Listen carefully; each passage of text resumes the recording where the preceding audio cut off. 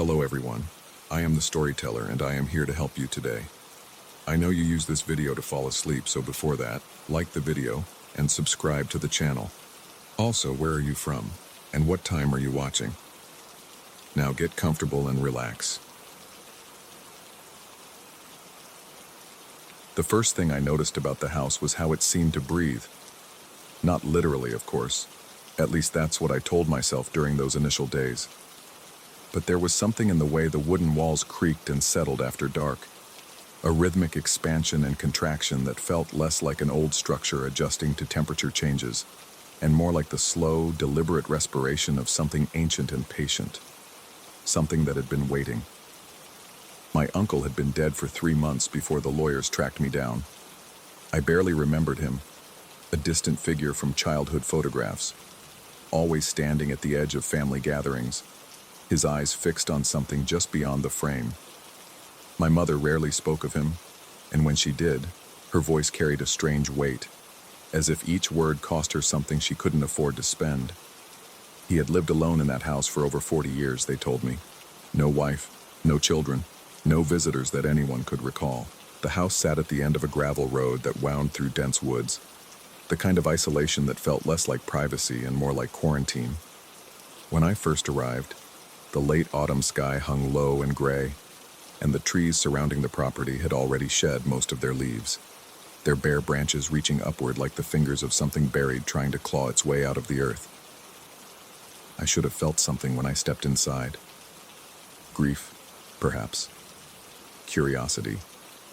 Instead, what settled over me was a peculiar sense of recognition, as though I had walked these narrow hallways before, in dreams I couldn't quite remember upon waking. The house was exactly as he had left it, furniture draped in white sheets like ghosts frozen mid-movement, dust motes drifting through slanted beams of dying light, and everywhere, that smell. Old paper and wood smoke and something else beneath it all. Something organic and faintly sweet, like overripe fruit left to rot in a forgotten corner. I decided to stay. The apartment I'd been renting in the city was a temporary arrangement anyway, a holding pattern I'd maintained for years, without ever admitting I was waiting for something. This, I reasoned, was that something. A fresh start. A place to finally write the novel I'd been promising myself since graduate school. The first night, I slept in the guest room on the second floor, unable to bring myself to enter my uncle's bedroom at the end of the hall. The door stood slightly ajar, and through the gap, I could see only darkness, thick and absolute, the kind that seemed to have texture and weight. I told myself I would clean it out tomorrow. I told myself a lot of things those first few days. The doors began their strange behavior during my second week in the house. It started small.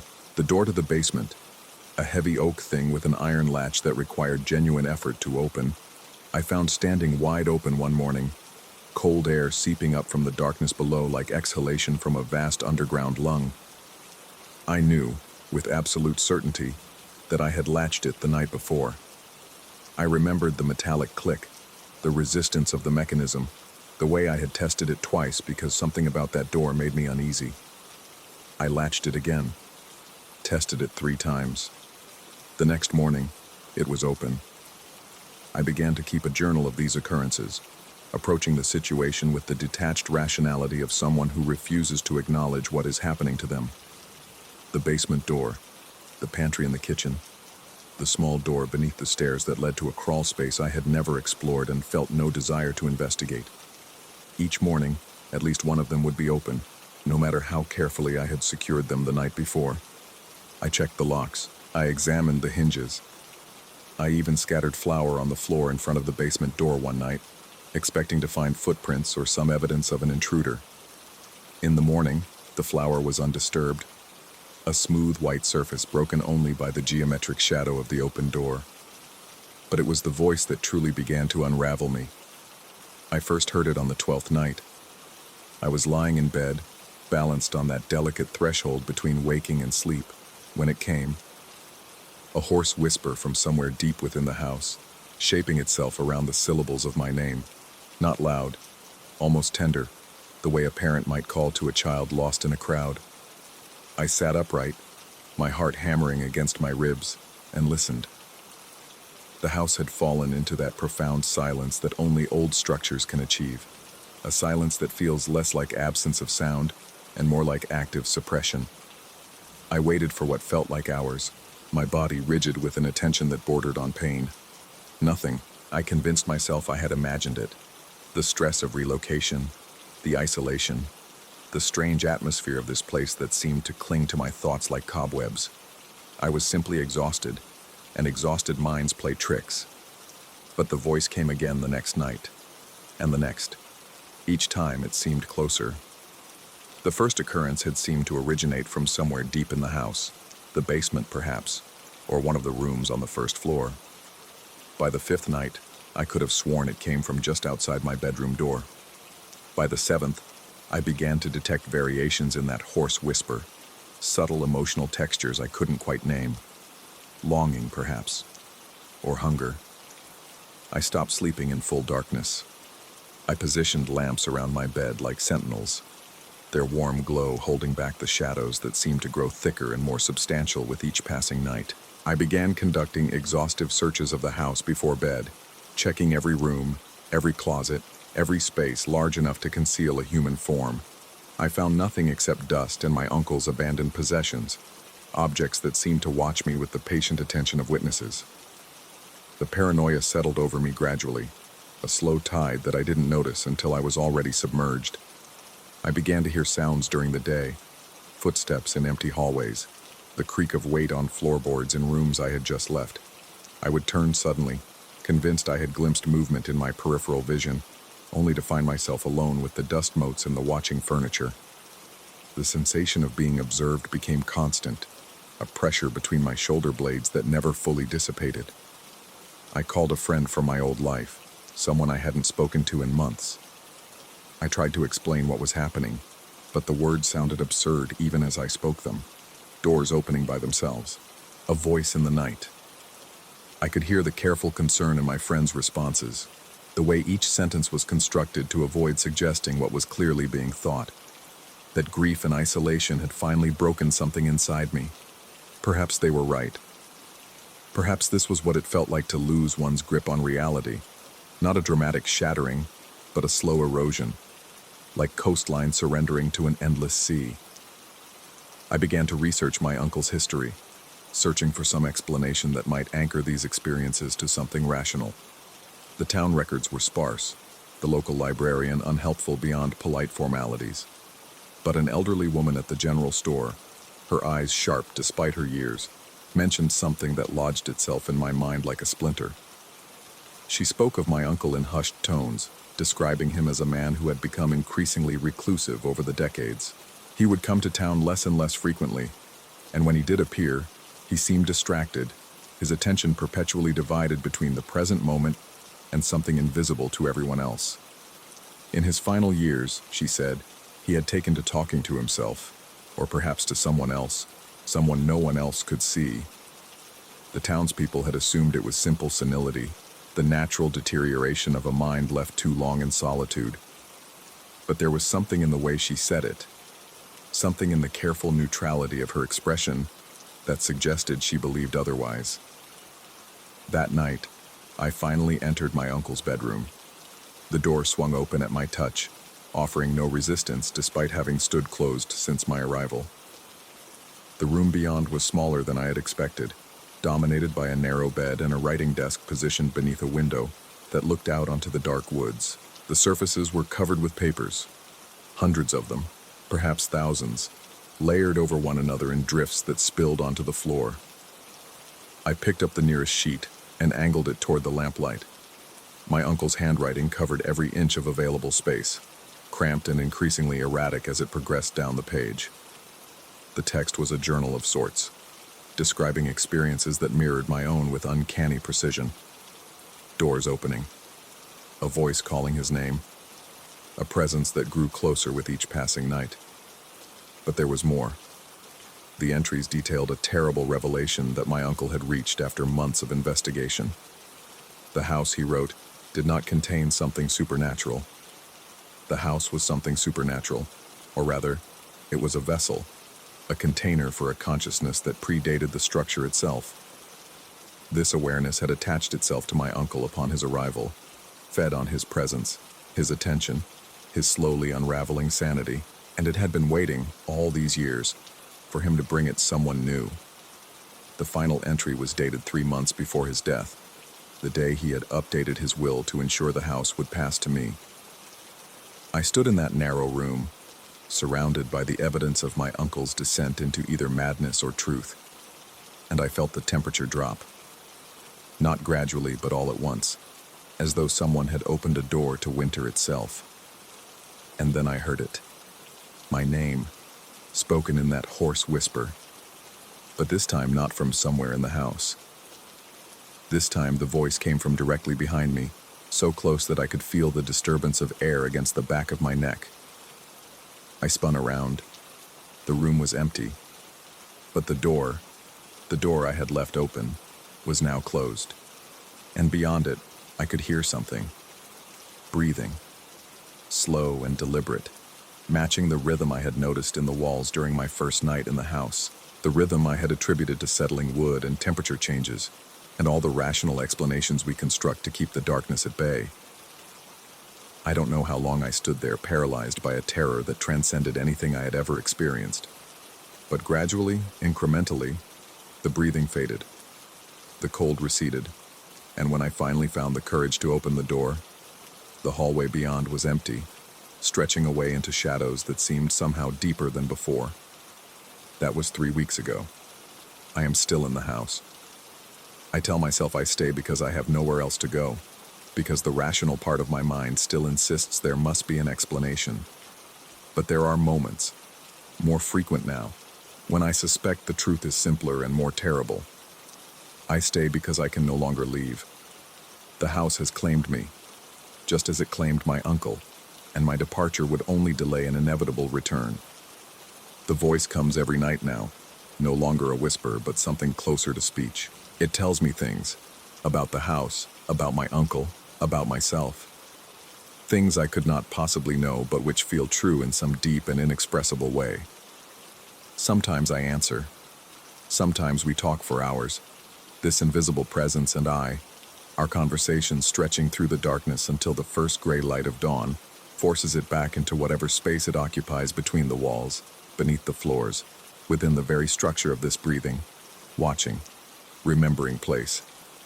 Am I losing my mind? Perhaps. Probably.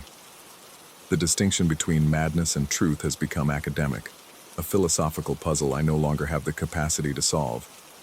What I know is this: the doors still open by themselves, inviting me toward parts of the house I have not yet explored. The voice still calls my name, and with each passing night, it sounds less like something separate from me and more like an echo of my own thoughts, reflected back from a depth I cannot fathom. Last night, for the first time, I did not hear the voice. Instead, I spoke. I called out into the darkness of the house, shaping my words around a name I should not know, could not know, and yet which came to my lips with the effortless familiarity of something I had known all my life. And from somewhere in the walls, from somewhere in the space between this world and whatever lies beneath it, something answered. The sound was my own voice. I found a mirror in the basement this morning, its surface covered with 40 years of dust. When I wiped it clean, the face that stared back at me was not quite my own. The features were the same eyes, the same jaw, the same expression of exhausted bewilderment. But there was something in the way the reflection moved, a fraction of a second's delay that should not have been possible. I raised my hand.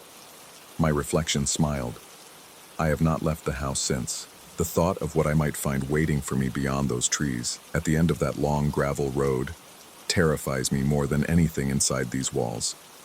Here, at least, I understand the nature of my confinement. Here, at least I am not alone. Tonight, I will not lock the doors. There seems very little point now. The house remembers everything. And now I think, so do I. Story 2. The first time I noticed them, I convinced myself they were condensation, just moisture from my breath meeting the cold glass. forming shapes that my tired mind interpreted as fingers. That's what I told myself as I stood in the kitchen at 3 a.m., staring at the window above the sink, at the smeared impressions that stretched far too high against the frost-bitten pane. I had been in the cabin for exactly 11 days. The decision to leave the city hadn't been impulsive. Years of fluorescent lights, concrete corridors, and the endless mechanical hum of civilization had hollowed something out of me. My therapist called it burnout.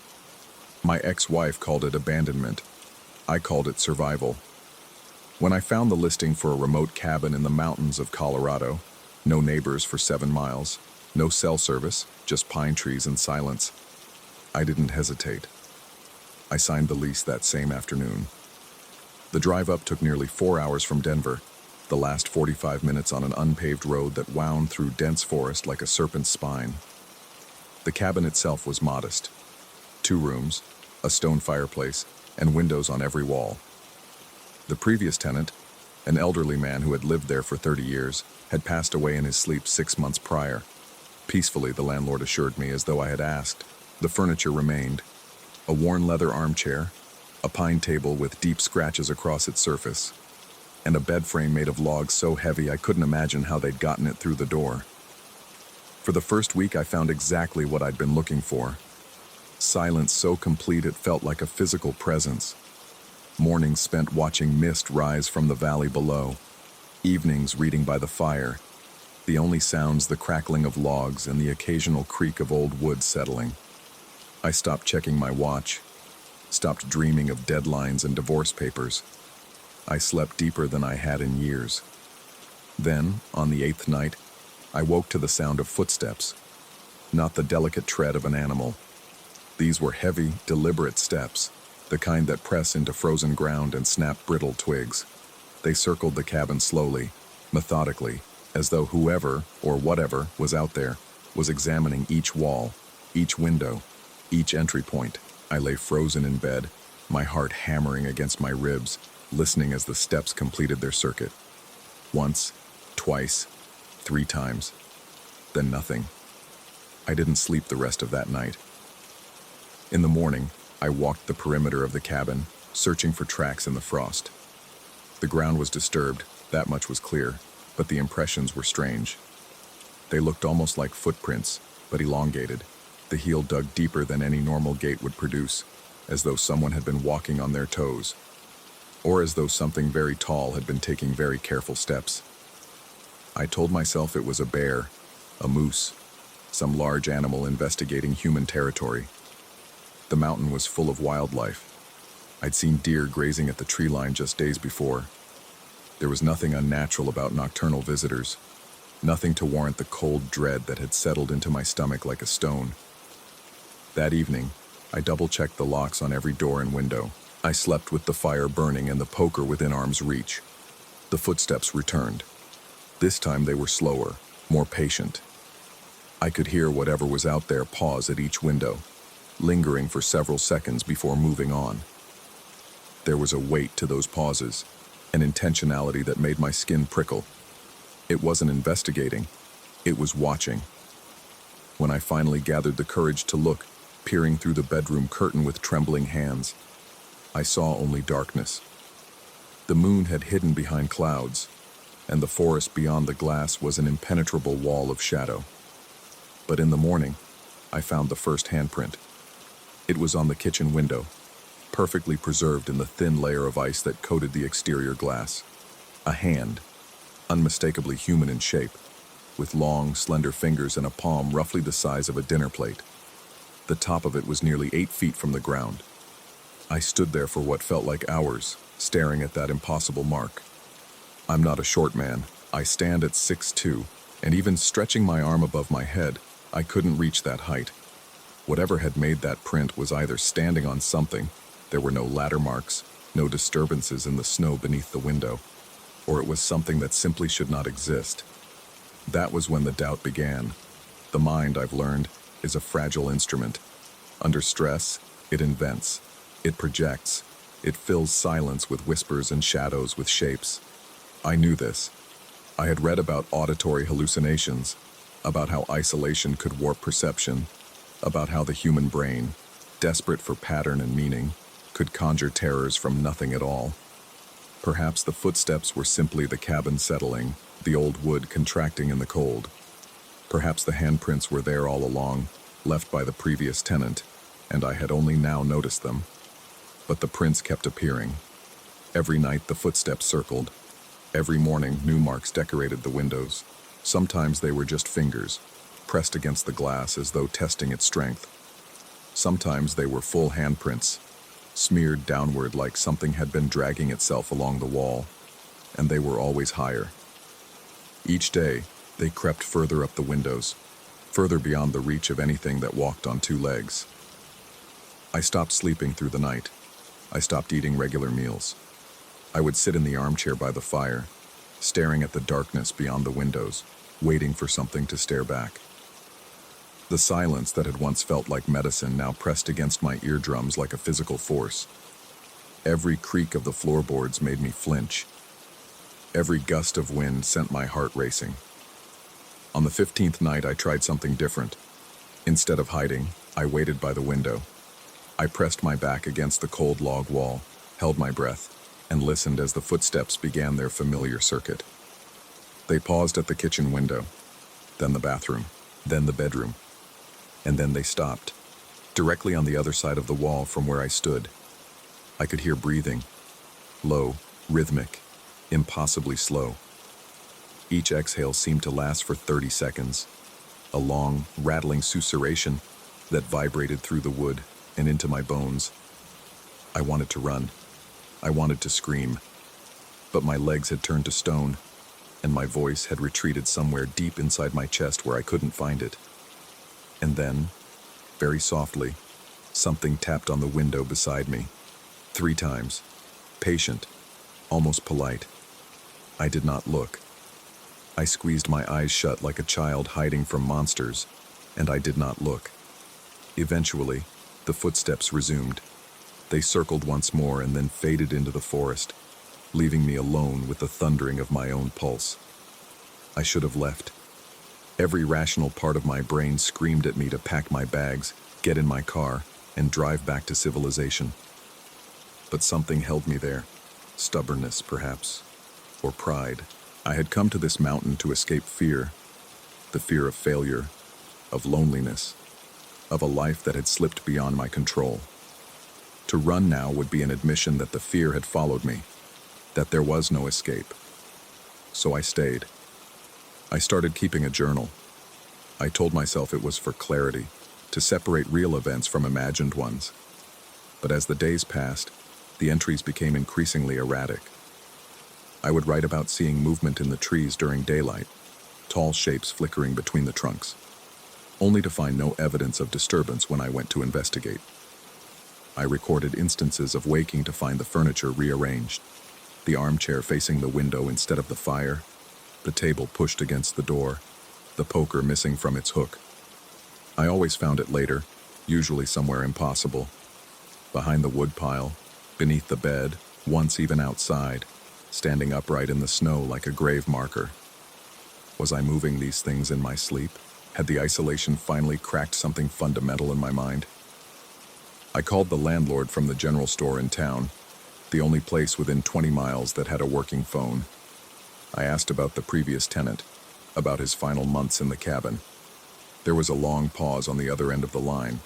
Then, in a voice that had lost some of its earlier warmth, the landlord said the old man had become paranoid near the end. He had boarded up some of the windows. He had stopped coming into town for supplies. When they found him, the cabin was filled with notes, hundreds of them covering every surface, all containing the same words, written over and over again. The landlord wouldn't tell me what the words said. He just suggested gently that maybe the mountain wasn't for everyone. I am writing this on my 32nd night in the cabin. The handprints have reached the roof. I can hear them now. Not just the footsteps, but the hands, dragging across the shingles above my head. Something is crawling up there, circling, waiting. The breathing has grown louder. It no longer stays outside. Sometimes I hear it in the walls. Sometimes I hear it in the space between my own heartbeats, as though it has slipped inside me when I wasn't paying attention. I found a loose floorboard this morning. Beneath it was a box filled with the old man's notes. The landlord was wrong. It wasn't the same words. It was the same sentence, written in handwriting that grew increasingly frantic toward the bottom of each page. It only comes inside when you look. I have not looked through the windows in 3 days. I have covered them all with blankets, with newspaper, with anything I could find. The tapping has become more insistent. 3 knocks, then 5, then 7. It wants my attention. It wants me to see. But here is what frightens me most, what keeps me awake even as my body begs for rest. This morning, I woke to find dirt on my hands, pine needles in my hair. My feet were caked with mud. And there, on the inside of the kitchen window, the window I covered myself, the window I haven't touched since, was a single handprint. It was exactly my size. I do not know anymore if I am being hunted or if I am the hunter. I do not know if the thing in the forest is real, or if it lives only in the broken corridors of my mind. All I know is that when I press my palm against that print on the glass, it matches perfectly. And somewhere outside, in the cold darkness between the pines, something is waiting for me to remember what I've done. Story 3. The house smelled wrong. Not unpleasant exactly. More like someone else's memory of what a home should smell like. A faint trace of lavender mixing with something older, something that had soaked into the walls long before the fresh coat of paint tried to seal it away. I noticed it the moment I crossed the threshold that first Friday evening. Boxes stacked in the moving truck behind me, the autumn wind carrying dead leaves across the porch like fleeing witnesses. I told myself it was nothing. Old houses carry the weight of their previous inhabitants in ways that newer constructions never do. This Victorian, with its high ceilings and ornate moldings, had stood for over a century. Of course, it would have its own particular atmosphere, but by Sunday morning, I understood the smell was the least of my concerns. The bathroom mirror was the first to betray me. I remember the precise moment with a clarity that still makes my hands tremble when I hold my razor. I had just finished shaving, wiping the last traces of foam from my jaw, when I noticed my reflection's left hand was lower than my own, just slightly, a difference of perhaps an inch. I froze, raised my hand deliberately. The reflection matched. I lowered it. The reflection followed, perfectly synchronized. I laughed at myself then, a nervous sound that echoed off the tile walls. Sleep deprivation. The stress of moving. My mind playing tricks born from exhaustion, and the disorientation of waking in unfamiliar rooms. I convinced myself so thoroughly that I had almost forgotten about it by lunchtime. Almost. That evening I caught it again in the hallway mirror, a large gilt-framed piece that the previous owners had left behind, mounted at the end of the corridor where it captured light from the west-facing window. I was walking toward the kitchen when I saw my reflection in my peripheral vision. Something made me stop. Something made me turn and look directly. My reflection stood still for a fraction of a second after I did. The delay was so brief that it could have been nothing. A trick of the fading light, a momentary glitch in my perception, but I felt it in my chest. That primal recognition of wrongness that predates language, that ancient alarm system designed to alert us when something in our environment doesn't belong. I approached the mirror slowly, watching my double approach me in turn. Step for step, we moved together. I raised my right arm. It raised its right arm. I touched my face. It touched its face. Everything was precisely as it should be. But its eyes seemed to reach the position a heartbeat before my own did.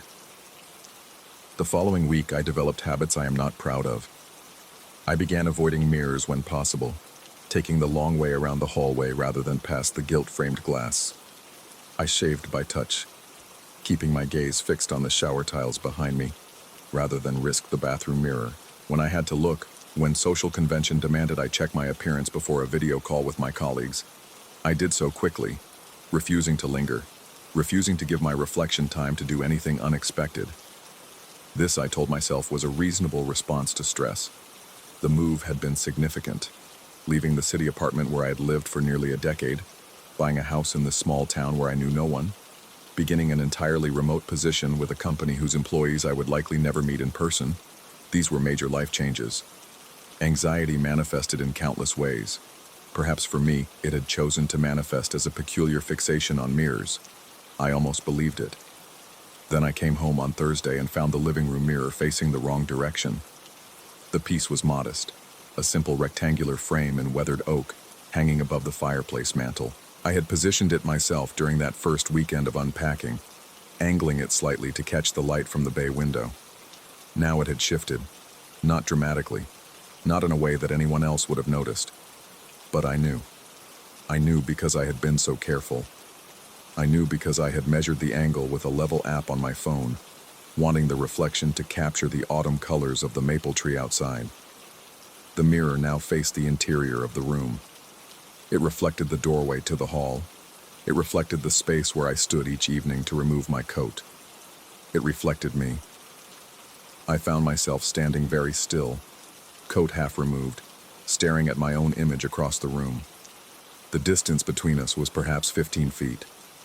Far enough that details softened, that expressions became difficult to read.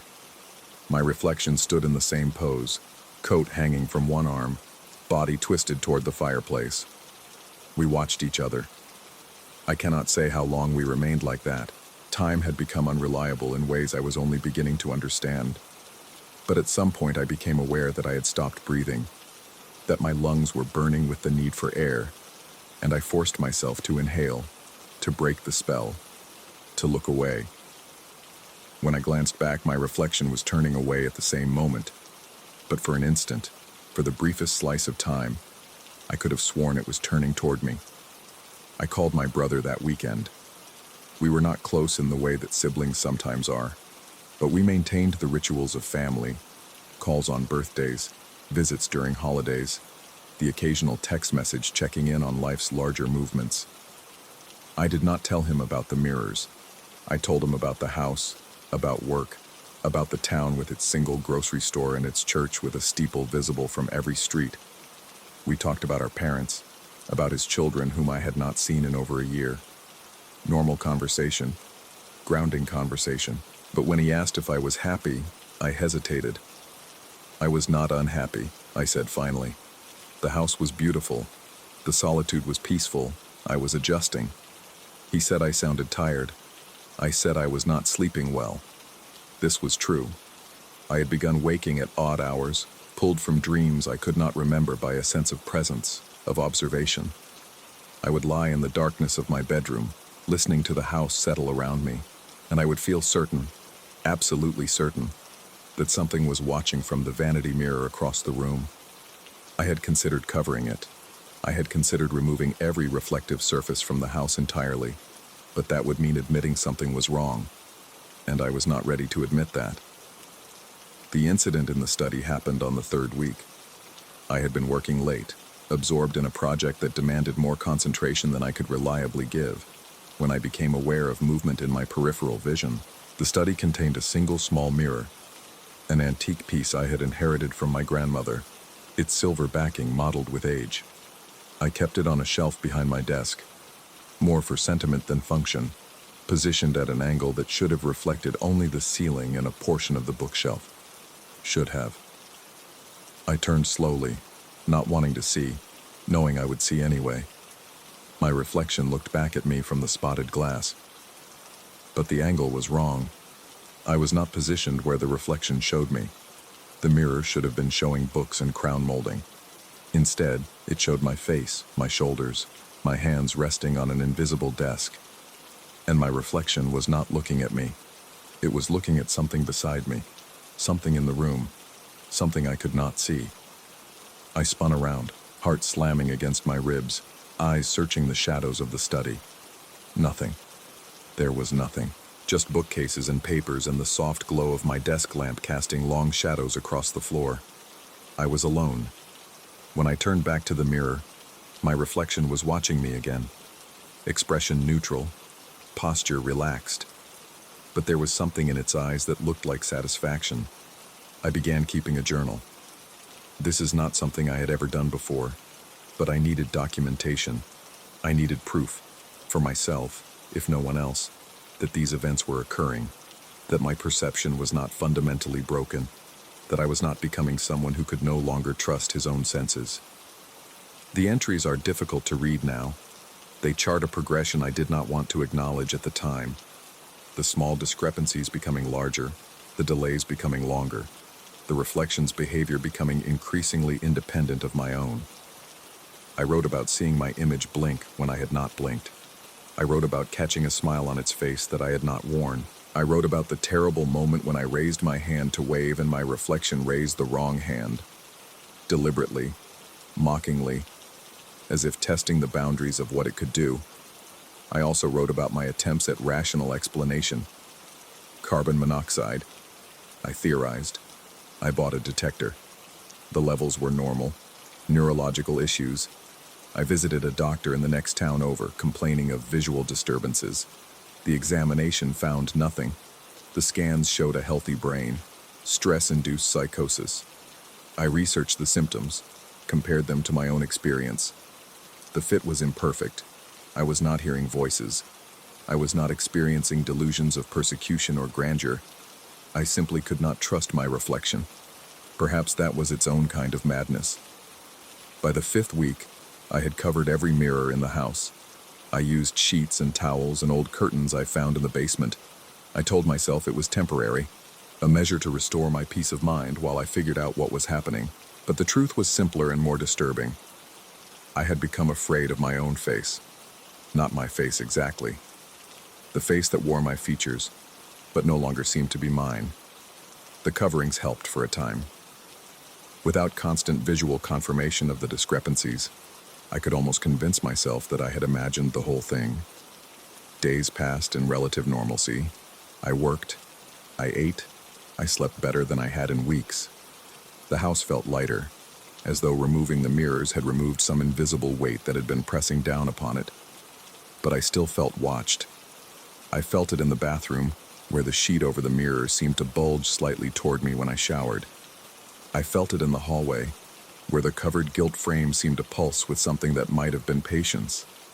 I felt it in my study, where my grandmother's mirror sat beneath a pillowcase, its antique surface hidden but not silent, not still, not entirely contained. On the night everything changed, I was sitting in the living room, reading by lamplight, when I heard a sound from behind the fireplace mantel. A soft sound, the whisper of fabric against glass. I looked up to find the sheet sliding from the mirror, falling to the floor in a heap of white linen, revealing the reflective surface beneath. And in that surface, I saw myself sitting in the armchair, book in hand, lamp glowing beside me. But my reflection was not reading. My reflection was standing. My reflection was standing at the very edge of the glass, pressing its palms against the barrier between us, its face inches from the surface, its eyes fixed on mine with an intensity that stopped my breath in my throat. Its mouth was moving, forming words I could not hear, and its expression was one of desperate, furious longing, the expression of something that has waited too long and can wait no longer. I could not move. I could not speak. I could only sit there, paralyzed, watching myself watch me from the other side of the glass, and then my reflection smiled. It stepped back from the surface. It returned to the armchair that mirrored my own. It picked up a book that mirrored mine, and it began to read, posture perfect, movements fluid, as though the last 30 seconds had never occurred. But just before it lowered its eyes to the page, it looked at me one final time, and it winked. I am writing this from a motel room 3 towns away. I left that night with nothing but my laptop and my car keys, driving until the shaking in my hands became manageable, until the image of that smile stopped replaying behind my eyes. I have not returned to the house. I do not know if I ever will. Sometimes in the small bathroom of this temporary refuge, I catch myself avoiding the mirror above the sink. Sometimes I see my reflection moving in ways that might be slightly delayed, slightly independent, slightly wrong. I tell myself it is paranoia. I tell myself that what happened in that house has left marks on my mind that will take time to heal. But late at night, when sleep refuses to come, I find myself wondering, was it the house? Was it the mirrors themselves? Old glass holding old reflections, somehow bleeding through into the present? Or was it something that has always been there, waiting inside every reflection I have ever cast, finally awakened by circumstances I do not understand? I study my hands in the dim light of the motel lamp. I watch them flex and close, entirely under my control. At least I think they are under my control.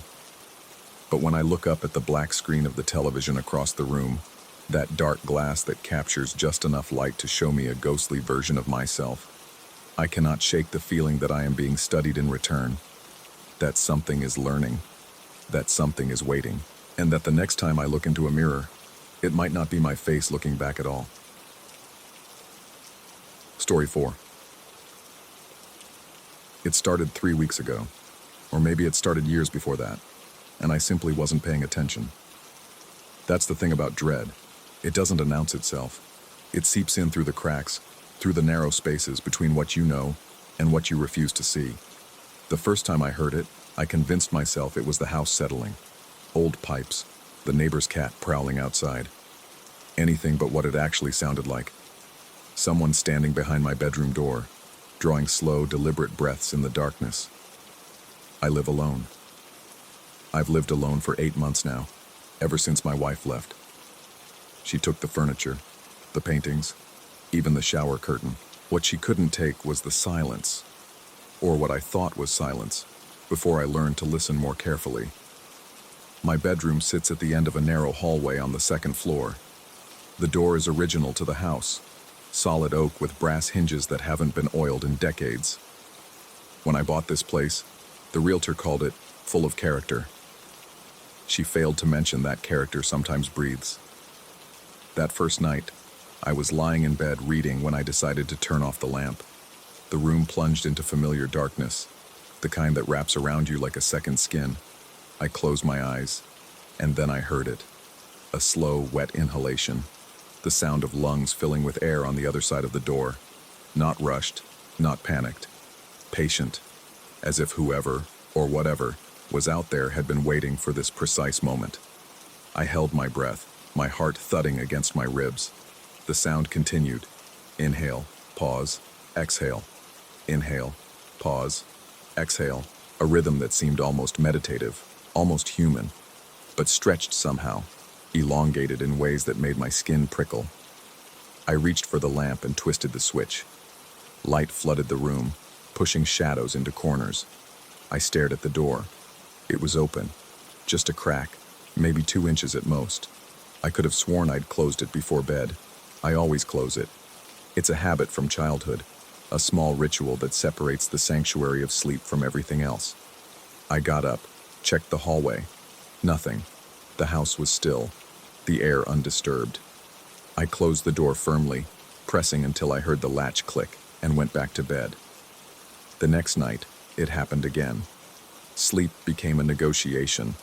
I started leaving the hallway light on, a dim amber glow that filtered through the gap beneath the door. I told myself it was practical, easier to navigate if I needed the bathroom, but we both knew the truth, the house and I. I was afraid of the dark now, afraid of what waited in it. The breathing continued every night without fail, always after I turned off the lamp. Always that same measured cadence, like a metronome counting down to something I couldn't name. And every morning, when I finally worked up the courage to check, the door would be open wider than I'd left it. 1 inch, 2 inches, once, almost a foot. I installed a lock, a heavy deadbolt that required a key from both sides. That night I locked myself in, placed the key on my nightstand and waited. The breathing came at 2:47 a.m. I know because I was staring at the clock, watching the minutes crawl past like insects. But this time, something was different. This time, it was louder, closer, as if whatever was out there had pressed its face against the wood, its mouth inches from the gap. I didn't move. I couldn't move. I lay there, rigid as a corpse, listening to that obscene rhythm while sweat soaked through my sheets. When morning came, the door was still locked, but it was open, just a sliver, just enough to let a blade of hallway light cut across my floor.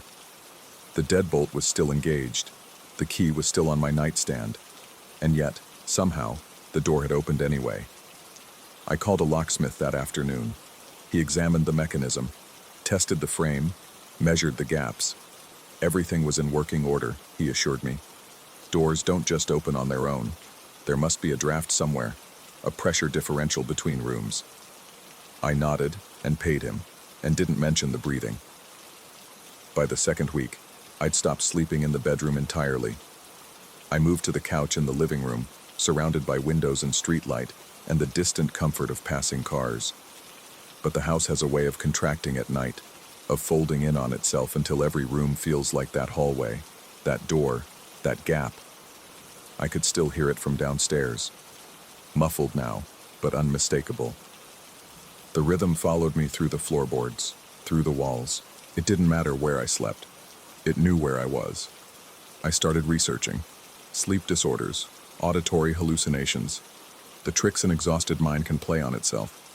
Hypnagogia, they call it, that liminal state between waking and dreaming where the brain invents sounds, visions, entire conversations that never happened. Maybe that was it. Maybe the breathing was just my subconscious, manifesting anxiety into something I could hear. But that didn't explain the door. I set up cameras, 3 of them, positioned to capture the bedroom from multiple angles. I watched the footage every morning, scrubbing through hours of nothing, waiting for proof of something. What I found was worse than nothing. The cameras showed me sleeping. They showed the door, closed and latched. And then, at precisely 2:47 a.m. every night, the footage would glitch.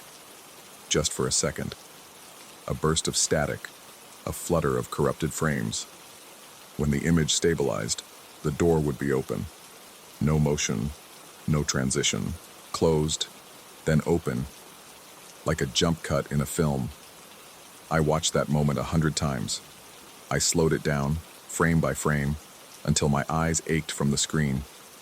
There was nothing in the static. Nothing visible anyway. Just distortion and darkness, and the faint suggestion of movement that might have been my imagination. The third week brought changes I couldn't ignore. I started finding things moved in the morning. Small things at first. A glass shifted to the other side of the counter. A book turned face down. The bathroom mirror fogged as if someone had been breathing on it. Nothing dramatic, nothing that couldn't be explained by absent-mindedness or half-remembered actions in the fog of exhaustion. But then I noticed the photographs. I keep a few framed pictures in the living room. Mostly landscapes, a couple from my wedding that I haven't gotten around to removing. One morning, I found them all turned to face the wall. Not knocked over. Turned. Deliberately rotated on their hooks so that the images pointed away, leaving only the brown paper backing visible. I fixed them. The next morning, they were turned again. The third time it happened, I left them. There didn't seem to be any point in fighting it. My reflection started to look wrong, not dramatically different. I didn't sprout horns or lose my face, but something in the mirror didn't quite match. A delay in movement, perhaps. A fraction of a second where my reflection continued an action I'd already completed. Or an expression that didn't align with what I felt. I'd catch myself smiling in the glass, but I wasn't smiling. My face was slack, exhausted, hollow-eyed. The reflection grinned anyway. I stopped looking at mirrors. I covered the one in the bathroom with a towel and angled the others toward walls. I told myself it was just fatigue, just the accumulated weight of sleepless nights crushing my perception into something unreliable. But at night, when the breathing started, I could hear something else beneath it now. A second sound, almost inaudible, threaded through the rhythm of inhale and exhale. It took me 3 nights to recognize it. Whispering. I couldn't make out words. The voice, if it was a voice, seemed to come from very far away, or from somewhere inside my own skull. It rose and fell with the breathing, a sibilant undercurrent that scratched at the edges of comprehension. Sometimes I thought I heard my name. Sometimes I thought I heard my wife's voice, speaking in that disappointed tone she used near the end. Sometimes I heard my own voice, asking questions I didn't remember wanting to ask. Who's there? What do you want? Why won't you let me sleep? The whispering never answered. It just continued, patient and persistent, as the door drifted open inch by inch. I called my brother last Tuesday. We hadn't spoken in months. He lives on the other coast, consumed by his own life, his own problems. But I needed to hear another human voice, needed someone to tell me I wasn't losing my mind. He listened as I explained the breathing, the door, the photographs. He didn't interrupt, didn't dismiss me with platitudes. When I finished, there was a long silence on the line. He asked if I'd been sleeping. I told him I had, a few hours here and there. He asked if I'd been drinking. I said no more than usual. He asked if I'd considered seeing someone, a doctor, a therapist, anyone who might help me process the divorce. I said I'd think about it. What I didn't tell him was that I'd started leaving notes for myself around the house. Instructions, really. You live alone. The breathing isn't real. The door opens because of air pressure. You are not being watched. I'd find them in the morning, right where I'd left them. But sometimes the handwriting looked different. Shakier. Less like mine. Sometimes there were responses scrawled beneath my words in that same trembling script. Are you sure? I don't remember writing those. I don't remember a lot of things anymore. Time has become unreliable, a series of jump cuts no different from the camera footage. I blink and hours evaporate. I close my eyes for a moment and wake up in rooms I don't recall entering, staring at doors I don't recall opening.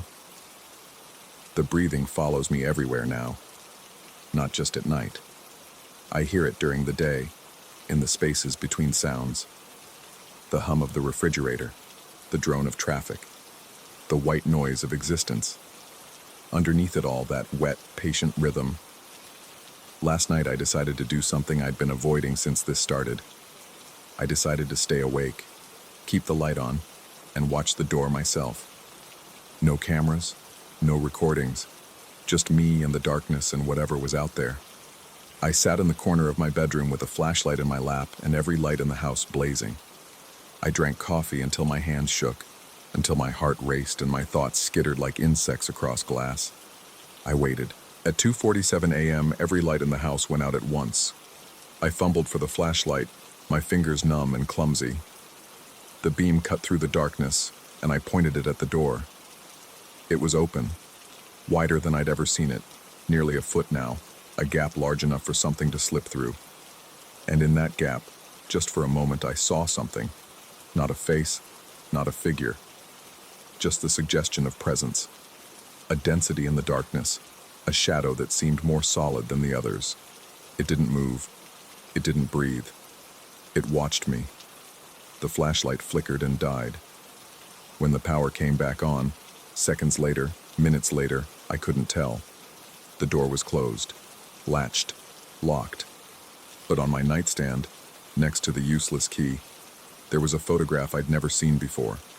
A Polaroid, faded and yellowed with age. It showed my bedroom, taken from the hallway, through a door that was open just a crack. And in the bed, barely visible in the darkness of the image, there was someone sleeping. It looked like me. It wore my face, my expression, my posture. But it was smiling. I'm writing this in the morning light, sitting in my kitchen with all the curtains open, and the radio playing loud enough to drown out anything else. The photograph is in front of me. I've been staring at it for an hour, trying to convince myself it's a trick, a fabrication, a symptom of a mind finally unraveling under the weight of sleeplessness and solitude. But I know what I saw. I know what I heard. The breathing hasn't stopped. It's there now, beneath the radio static, beneath the hum of the refrigerator, beneath my own ragged pulse. It's been there all along, and the door to my bedroom, at the end of that narrow hallway, is open. Just a crack, just enough to see through. I don't know if something has been coming in. I'm starting to wonder if something has been trying to get out. If the thing that breathes in the darkness isn't outside the door at all, but inside me, inside this house, inside the narrow spaces between what I remember and what I've done. The photographs are still facing the wall. My reflection still smiles when I don't. And somewhere in this house, a door keeps opening that I keep closing, following a rhythm I can no longer ignore. Tonight, I won't fight it. Tonight, I'll leave the door open. And maybe finally I'll see what's been watching me all along. Or maybe I'll discover I've been watching myself. The door is open now, just a crack. And I can hear something breathing. It sounds exactly like me.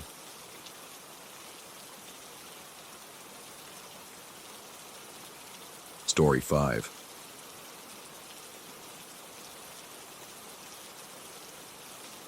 The first notification came at 3:47 a.m. on a Tuesday. I remember because I was already awake, staring at the ceiling, listening to the house settle around me like an old man lowering himself into a chair. The phone buzzed against my nightstand, its pale light cutting through the darkness. Motion detected. Attic camera. I live alone. The attic access, a narrow hatch in the hallway ceiling, has been padlocked from the outside since I moved in 8 months ago. The previous owner left the lock and I never saw any reason to remove it. I should explain why I installed the cameras in the first place. It wasn't paranoia then, not like it is now. The neighborhood had experienced a string of break-ins over the summer. Nothing violent, just petty theft. Lawn equipment, packages from porches, a bicycle here and there. The police suggested security systems. I ordered a kit online, 6 cameras, motion sensors, an app that promised peace of mind. I mounted them myself on a Saturday afternoon. Front door, back door, garage, living room, basement stairs, and one in the attic. The attic camera was an afterthought. I had an extra unit, and the attic seemed like a logical place. Burglars sometimes enter through roofs, I reasoned. I climbed up there once just to install it, and found nothing remarkable. Exposed insulation, old ductwork, a few cardboard boxes left by previous occupants. Dust motes floated in the beam of my flashlight like tiny planets orbiting a dying star. I mounted the camera in the corner, angled toward the hatch, and climbed back down. I snapped the padlock shut and didn't think about it again. Until that first notification. I told myself it was a glitch. The cameras were cheap, the software cheaper. Motion detection algorithms are imperfect. They're triggered by shadows, by changes in light, by nothing at all. I checked the footage anyway, squinting at my phone screen in the dark. The attic looked exactly as I'd left it. Gray and grainy in the night vision mode. The insulation a pale sea of fiberglass, the boxes hunched in the corner like sleeping animals. Nothing moved. I watched the 30-second clip 3 times, then set my phone down and tried to sleep. The second notification came the following night. Same time, 3:47 a.m. I was awake again, though I couldn't say why. My body had begun to anticipate it, I think, the way you learn to wake moments before an alarm. I checked the footage. Still nothing. Just the attic, frozen and silent, a photograph pretending to be a video. By the 5th night, I had stopped sleeping entirely. The human mind, I've learned, is a poor judge of its own reliability. We trust our perceptions because we have no alternative, but perception is a story we tell ourselves, edited, compressed, full of gaps we paper over with assumption. I began to notice things I hadn't before. Small things, the way certain shadows in my house seemed to linger a moment too long when I turned on lights. The faint smell of something organic, not rot exactly, but close, that would appear in the hallway beneath the attic hatch and vanish before I could trace its source. The sensation, persistent and maddening, of being watched from just beyond the edge of my vision. I started keeping notes. I bought a cheap notebook from the drugstore and documented every notification, every timestamp, every anomaly I observed. The pattern was always the same. 3:47 a.m. Motion detected. Nothing visible on camera. I began to wonder if the camera itself was malfunctioning, if some electrical hiccup was generating false positives at the same moment every night. But when I tested it during the day, waving my hand in front of the lens, it worked perfectly. The notifications came only at night, only at 3:47. I called a friend, a former colleague who knew something about electronics, and described the problem in vague terms. He suggested interference, maybe from a neighboring router or a faulty wire. He told me to check the attic for rodents. Animals, he said, sometimes nest in insulation. Their body heat can trigger motion sensors. The thought of climbing back into that space made my stomach clench, but I forced myself to do it. I waited until midday, when sunlight poured through the small ventilation window and the attic seemed almost mundane. I unlocked the padlock, unfolded the ladder, and pulled myself up through the hatch. Everything looked the same. Dust, insulation, boxes. The camera blinked its small red eye at me from the corner. I searched for signs of animal activity, droppings, gnaw marks, disturbed insulation, and found nothing. The boxes were still sealed with packing tape, yellowed but intact. I even opened one, half expecting to find something inside, but it contained only old magazines and a set of ceramic dishes wrapped in newspaper from 1987. I was about to climb back down when I noticed the marks. They were faint, so faint I might have imagined them, but they seemed to form a path through the dust on the floor. Not footprints exactly, more like drag marks, as if something had been pulled across the surface. They led from the far corner of the attic where the shadows pooled thickest toward the hatch where I stood. I stared at them for a long time, then I climbed down, locked the hatch, and didn't go back up.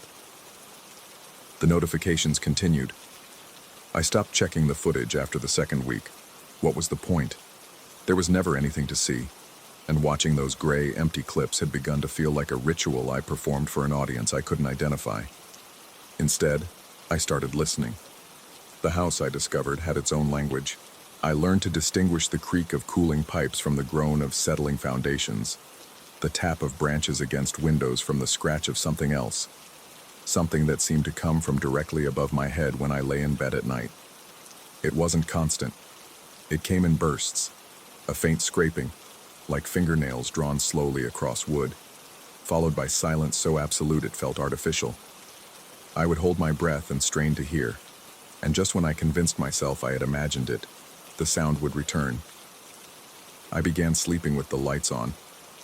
Then I stopped sleeping in the bedroom altogether and moved to the couch, as far from the attic hatch as I could get without leaving the house. I told myself this was reasonable. I told myself I was being cautious, not crazy. The distinction I was beginning to realize was thinner than I had ever imagined. 3 weeks after the first notification, I woke to find the padlock on the attic hatch hanging open. I had checked it before bed. I was certain of that. I had developed the habit of checking it multiple times a day, running my fingers over the cold metal, tugging at the shackle to confirm it was secure. But when I walked into the hallway that morning, the lock dangled from the hasp like a broken promise. I stood beneath the hatch for what felt like hours, staring up at that dark rectangle of wood and the ladder folded against it. The rational part of my mind offered explanations. I had forgotten to lock it. I had sleepwalked. The mechanism was faulty. But another part, the part that had been growing stronger every night, feeding on sleeplessness and shadows, whispered something different. It whispered that I hadn't forgotten anything, that something had opened the lock from inside. That day, I installed a camera in the hallway, aimed directly at the hatch.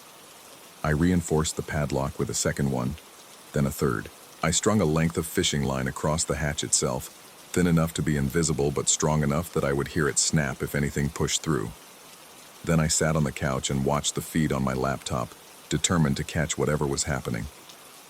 At 3:47 a.m., the attic camera detected motion. I switched to the hallway feed and watched the hatch, my heart hammering against my ribs. The fishing line didn't move. The locks didn't move. Nothing moved. But when I checked the attic footage, I saw something I hadn't seen before. The image was the same. Gray insulation, boxes, dust. But in the far corner, where the shadows gathered, there was something new. A shape. It was indistinct, more suggestion than substance, like a smudge on the lens or a trick of the compression algorithm. But it hadn't been there before. I was certain of that. I had watched hundreds of these clips, and that corner had always been empty. I zoomed in, pixel by pixel, until the image dissolved into meaningless noise. When I zoomed back out, the shape was gone. I've stopped leaving the house, Food delivery services bring groceries to my door. I wait until I hear them drive away before I open it. My employer has granted me medical leave. Exhaustion, I told them, which isn't entirely a lie. I spend my days watching the cameras and my nights listening to the sounds above my head. The scraping has grown louder. Sometimes I think I hear breathing, slow, deliberate, like someone conserving energy for something they've been waiting a long time to do. I've thought about calling the police, but what would I tell them? That my security camera detects motion in a locked room? That I see shapes in the shadows that vanish when I look directly at them? They would think I was losing my mind. Maybe I am. I've started to question my own notes.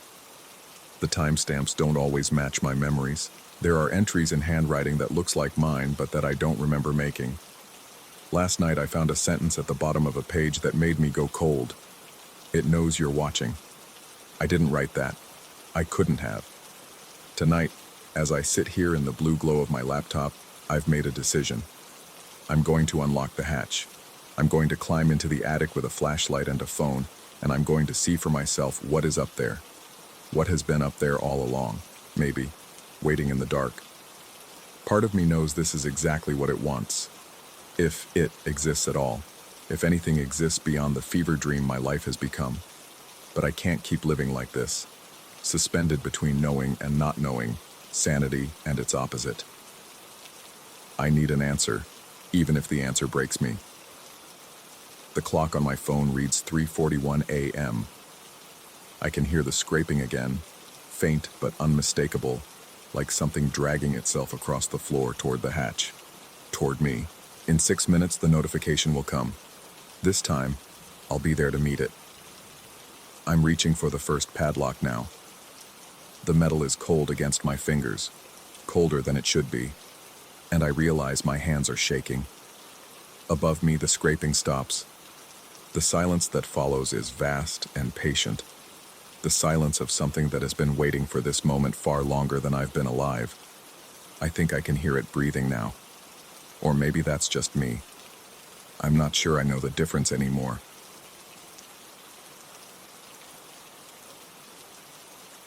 Story 6. The key felt wrong in my hand the moment the landlord pressed it into my palm.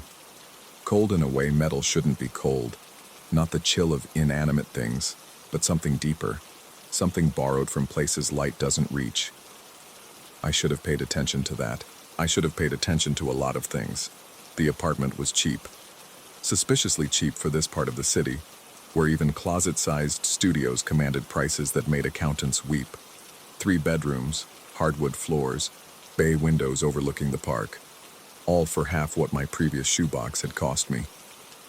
The landlord, a gaunt man with eyes that never quite met mine, had shuffled through the showing with the enthusiasm of someone attending their own funeral. When I asked why the rent was so low, he mumbled something about market fluctuations and practically fled the moment I signed the lease. It was the previous tenant who left me the note. I found it tucked beneath the bathroom mirror, folded into a tight square as if the person who'd written it wanted to make themselves as small as possible. The handwriting was cramped, urgent, the pen having pressed hard enough to leave grooves in the paper. Just one sentence, underlined 3 times. Never speak to her if she calls you from the hallway. I laughed when I read it. The nervous, dismissive laugh of someone who wants very badly to believe they're dealing with a prank, a joke left behind by a tenant with a twisted sense of humor. I crumpled the note and tossed it in the trash. That night, I slept the dreamless sleep of the exhausted, surrounded by unpacked boxes and the unfamiliar shadows of my new home. The second night, I began to notice the silence. It wasn't ordinary silence, not the mere absence of sound that blankets a room when the world goes quiet. This was a presence of silence, thick and deliberate, the kind that presses against your eardrums and makes you aware of the blood rushing through your own veins. The building was old, a pre-war relic of crumbling plaster and radiators that clanged like distant church bells. Yet after midnight, every sound seemed to retreat, as if the walls themselves were holding their breath. I lay in bed those first nights, staring at the ceiling, listening to nothing. The ceiling fan spun in lazy circles, casting slow-moving shadows across the cracked plaster. I told myself the stillness was peaceful. I told myself a lot of things. On the third night, she called.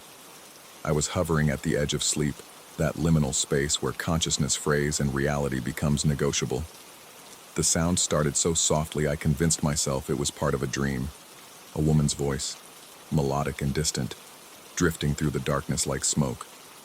She was humming something, a tune I almost recognized, the melody threading through the walls as if the building itself were singing. Then the humming stopped, and she spoke. "Hello?" The word hung in the air, suspended by its own impossible sweetness. The voice came from the hallway beyond my bedroom door. I was certain of it. Close, perhaps just on the other side of the wall, but there was something wrong with it. Something my sleeping mind hadn't registered, but my waking one understood immediately. The voice had no echo. In that old building with its high ceilings and hardwood floors, every sound bounced and reverberated, but her voice absorbed into the silence like water into sand. "I know you're there." I sat up in bed, heart hammering against my ribs. My mouth opened. Instinct, nothing more. The reflexive response of someone addressed in the dark. But before any sound could escape my lips, I remembered the note. The crumpled warning I'd dismissed as a joke. And something cold and ancient seized my throat, freezing the words before they could form. I didn't sleep again that night. The days that followed developed a strange rhythm. Sunlight would flood through the bay windows, warming the hardwood floors and chasing shadows from the corners, and I would feel foolish, paranoid. I was a grown man, a rational adult with a graduate degree and a respectable career in data analysis. I didn't believe in ghosts or hauntings or things that whispered from hallways in the dead of night. The voice had been a dream, I decided.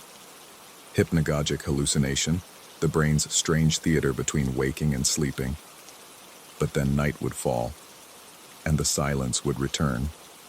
And with it, always, eventually, came her. She didn't call every night, at first. Sometimes days would pass without incident, and I would begin to relax, to believe the worst was over. I would lie in bed and read by lamplight, the radiator clanging its familiar lullaby, and convince myself that whatever strangeness had infected my first weeks in the apartment had passed. But she always came back. "Are you lonely?" Her voice would slide beneath my door like a draft, cold and intimate. I would feel it against my skin before I heard it, a whisper of sensation that raised the hair on my arms and sent ice down my spine. "I heard you crying last night." I hadn't cried. Had I? The boundaries of my days began to blur. I found myself questioning memories that should have been solid, wondering if the fatigue was distorting more than my perception. I stopped sleeping more than an hour or two at a time, jerking awake at the slightest sound, straining to hear footsteps that never came. Because that was the thing. There were never footsteps. No creak of floorboards, no rustle of fabric. Just the voice, arriving without preamble, speaking without source. "I've been waiting for you for such a long time." I began to investigate during the day. The hallway outside my apartment was unremarkable. Faded wallpaper in a pattern of interlocking diamonds, brass fixtures dulled by decades of polish, doors spaced evenly along its length. 5 apartments on my floor, including mine. I made excuses to meet my neighbors, borrowed cups of sugar, asked about the building's quirks, invented reasons to knock on doors. An elderly couple lived at the end of the hall, retired school teachers who kept to themselves and complained about the cold. A young professional across from me, rarely home, always rushing between shifts at the hospital. And next to me, in 4C, nothing. The door was locked, the windows dark. When I asked the landlord about it, he went pale and changed the subject. When I pressed, he said only that the unit had been vacant for years, that the previous tenant had left unexpectedly and no one had wanted it since. I did not ask what had happened to them. The paranoia crept in slowly, the way winter crept into old buildings, through cracks and gaps I hadn't known existed. I started seeing patterns that weren't there, the way shadows pooled in certain corners, The angle at which afternoon light fell through my windows, the rhythm of the radiators clanging, I became convinced that something was watching me, studying my routines, learning the architecture of my days. Sleep deprivation does strange things to the mind. Colors became too bright, sounds too sharp. I would catch movement in my peripheral vision, a flicker, a suggestion of something retreating around corners. But when I turned to look, there was nothing. The walls of my apartment, once solid and reassuring, seemed to breathe at the edges of my perception, expanding and contracting in time with that terrible silence. I began to doubt my own senses. Had I really heard her voice? Or was it merely the building settling, the old pipes and ancient wood speaking in their own language? Was there a woman at all? Or had my mind conjured her from loneliness and fatigue, a phantom born from the stress of new surroundings and too many sleepless nights? The note offered no answers. I had retrieved it from the trash, smoothing it flat and studying the handwriting as if it might reveal some hidden message. But it remained stubbornly mundane, just ink and paper, and a warning I couldn't verify. 3 weeks into my tenancy, she began using my name. "I miss you." I froze in the darkness, every muscle locked rigid. My name, a name I hadn't told anyone in the building, that I hadn't spoken aloud since moving in, wrapped in her impossible voice and delivered through my door like a gift. "You used to talk to me, don't you remember?" I didn't remember. I couldn't remember. And yet, in the hollow hours before dawn, a terrible uncertainty took root. What if I had spoken to her? What if the exhaustion had finally cracked something vital, had erased portions of my nights the way old film erases itself? I examined my apartment for evidence, searching for signs of conversations I couldn't recall. I checked my phone, my notes, the digital breadcrumbs of my daily existence. Everything appeared normal. But normal had lost its meaning. The investigation took a darker turn when I discovered the photographs.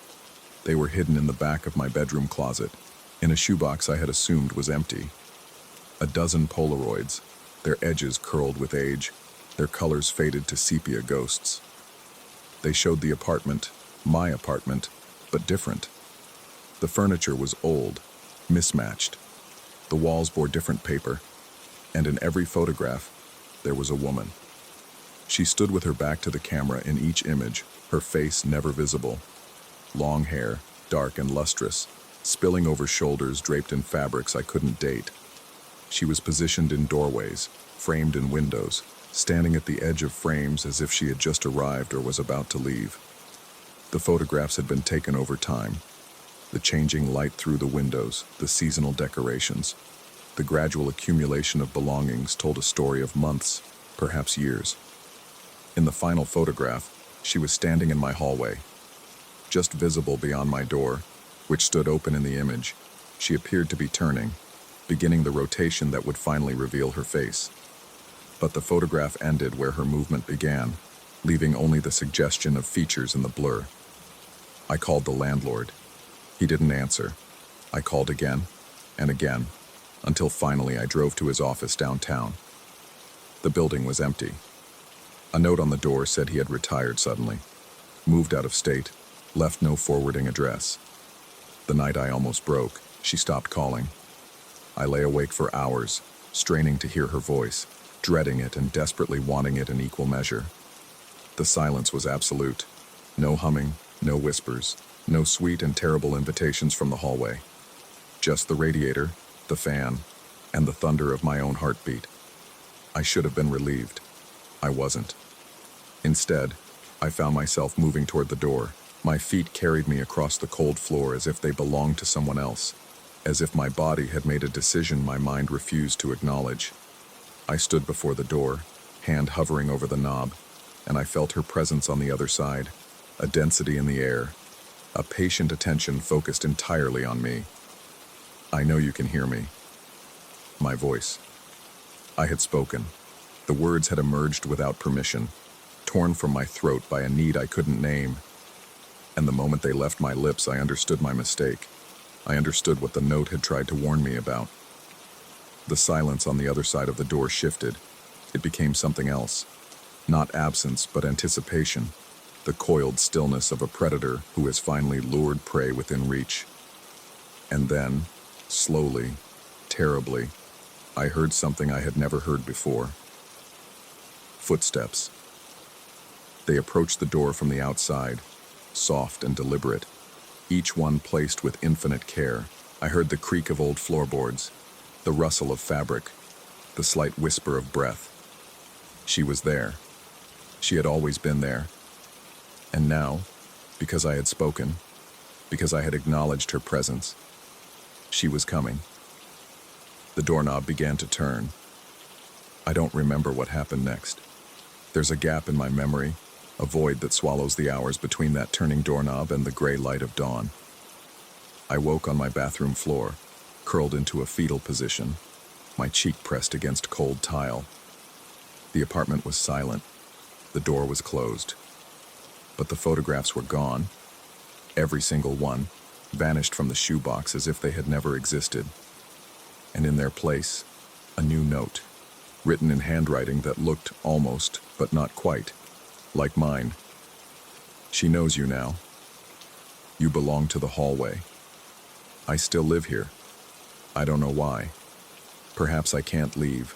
The thought of packing, of calling movers, of explaining to anyone why I need to go feels impossible, blocked by something I can't articulate. Perhaps I don't want to leave.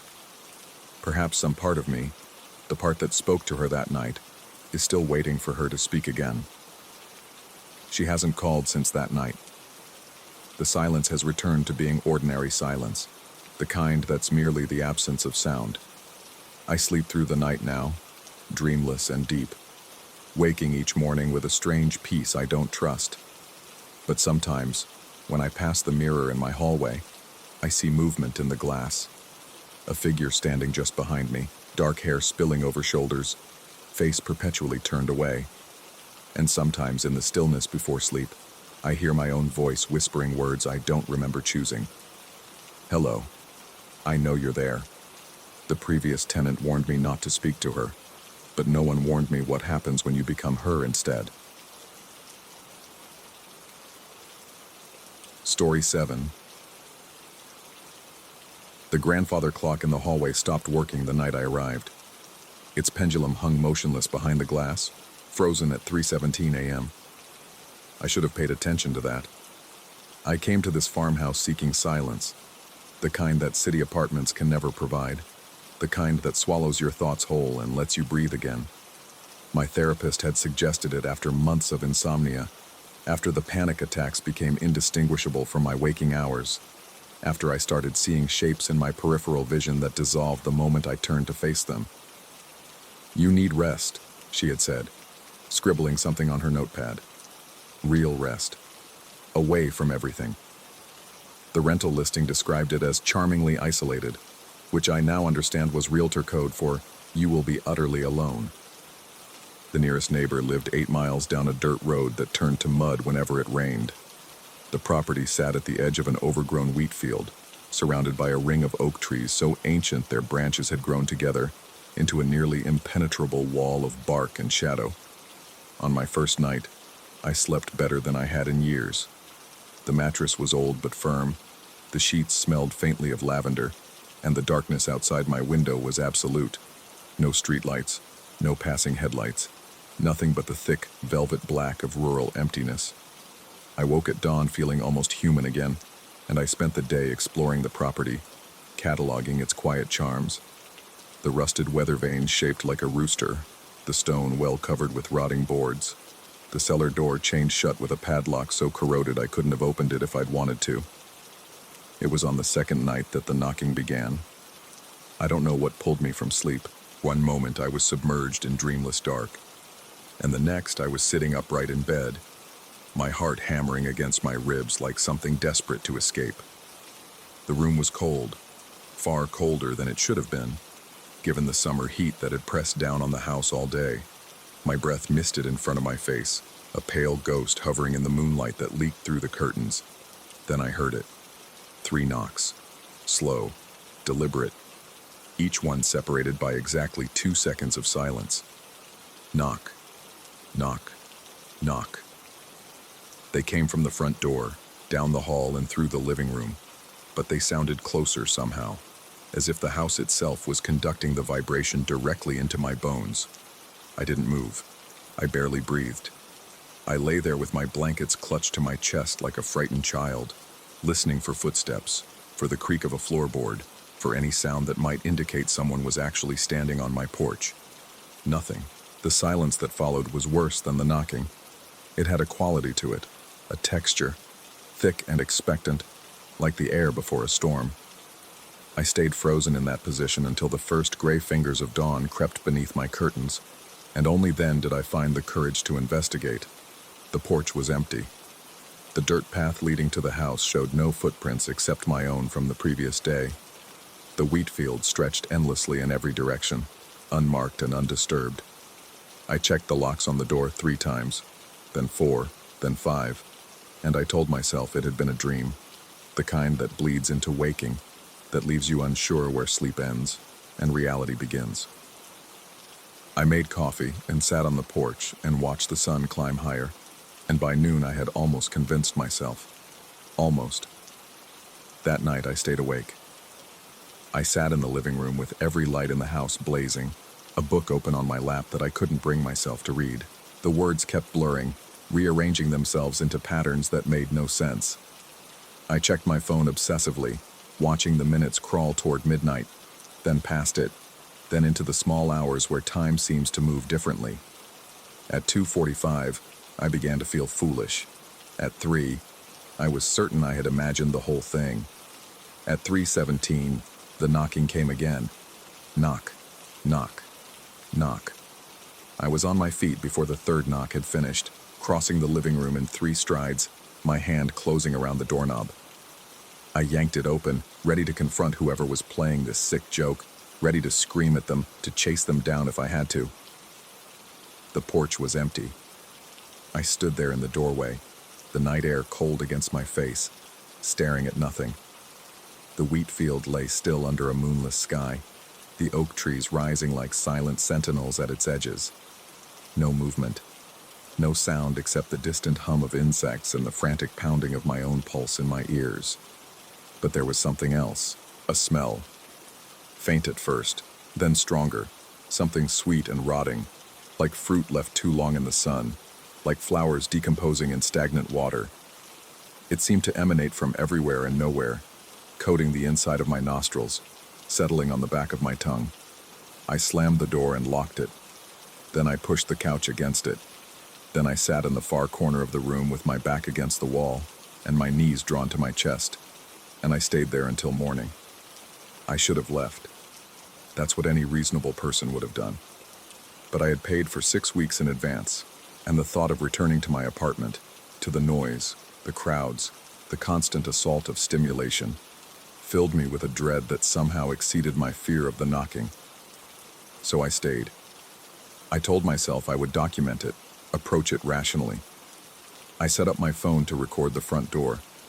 I bought a motion sensor light from the hardware store 40 miles away and installed it on the porch. I sprinkled flour on the steps, thinking I could catch footprints. The third night, I watched the recording. At 3:17 a.m. exactly, the 3 knocks came. The motion sensor didn't trigger. The flour remained undisturbed. On the video, I could see the door. Nothing but the door, painted white and slightly warped in its frame. And I could hear the knocking, clear as anything. But there was nothing visible that could have produced it.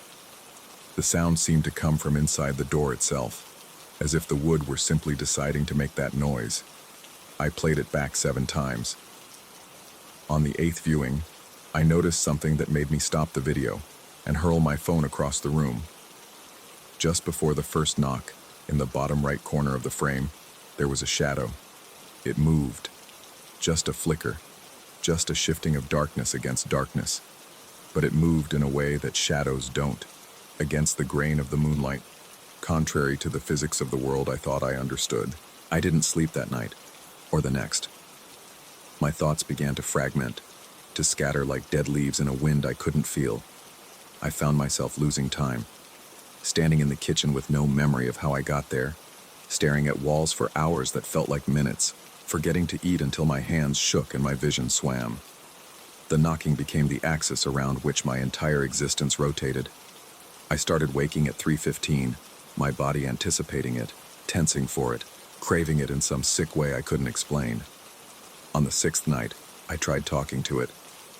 I stood at the front door at 3:16, my forehead pressed against the cool wood, and when the knocking came, 3 measured blows that I felt reverberate through my skull, I whispered into the grain, "What do you want?" The silence that followed was different. It had weight to it, presence, like someone holding their breath on the other side. I pressed harder against the door, straining to hear, and for a moment, just a moment, I could have sworn I heard something whisper back. My name, not spoken aloud, but placed in my mind, inserted there like a splinter, like something that had always been there and was only now making itself known.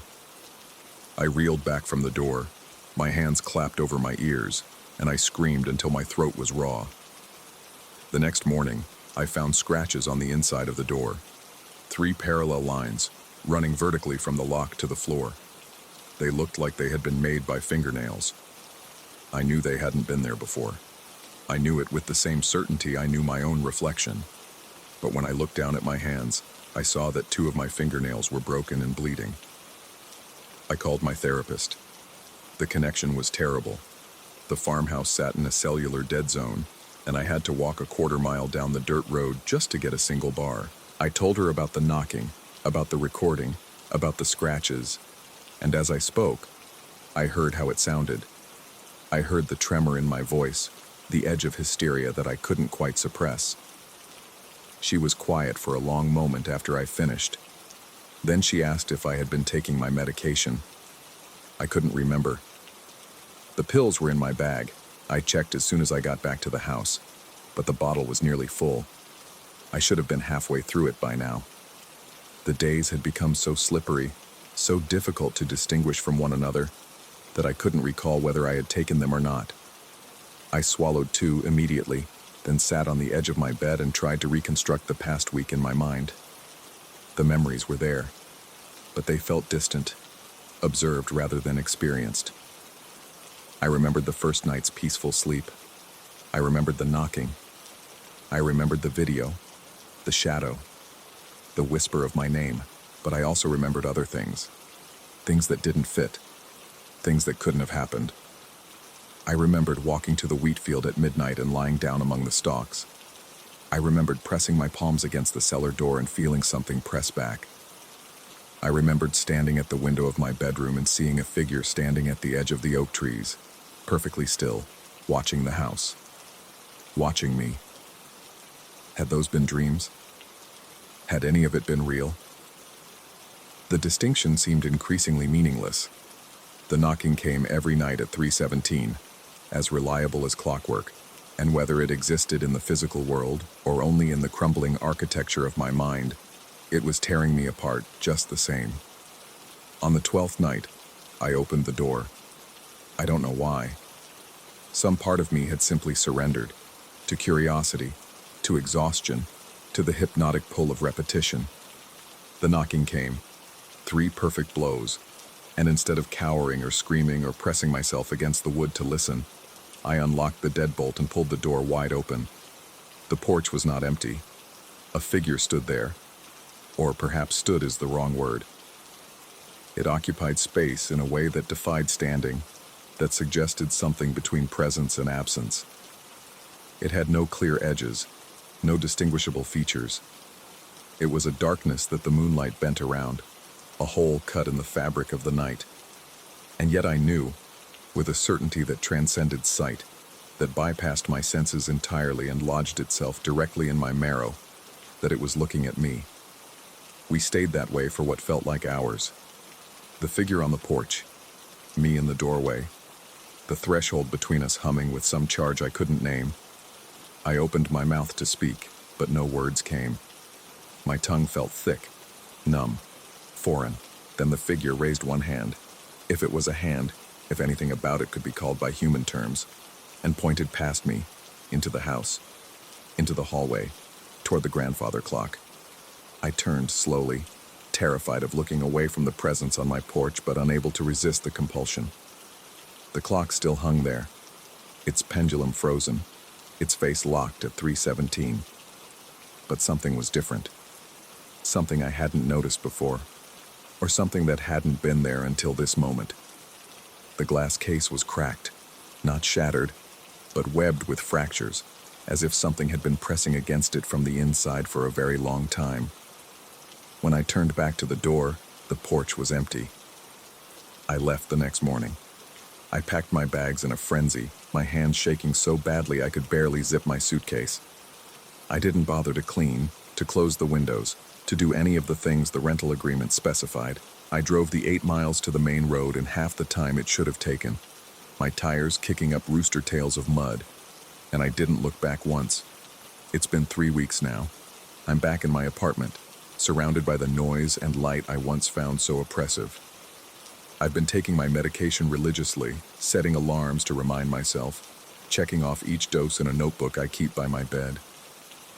My therapist says I'm making progress. She says the hallucinations, if that's what they were, will fade with time and proper treatment. She says the mind has remarkable powers of recovery, that trauma and sleep deprivation can conjure demons that feel utterly real. But every night, I wake at 3:15. And every night, I lie in the darkness of my city bedroom, listening. The knocking hasn't come. Not yet. But sometimes, when the silence stretches long enough, I could swear I hear something else. The faint rhythmic ticking of a clock that isn't there. Its pendulum counting down the seconds toward an arrival I can no longer outrun. Last night, I noticed something that made me sit up in bed, my heart seizing in my chest. The digital clock on my nightstand had frozen. It read 3:17. And somewhere, very close, closer than the front door, closer than the hallway, I heard 3 soft knocks. Inside the walls. Knock, knock, knock. Story 8.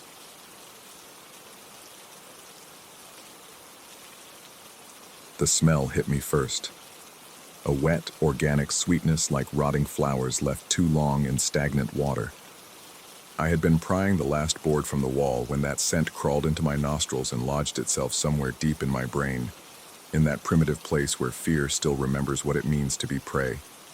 I should have stopped there. I should have nailed the boards back, painted over them, and never spoken of this again. But curiosity is a kind of hunger, and I had been starving for answers ever since I'd bought this house 3 months ago. The renovation had started innocently enough.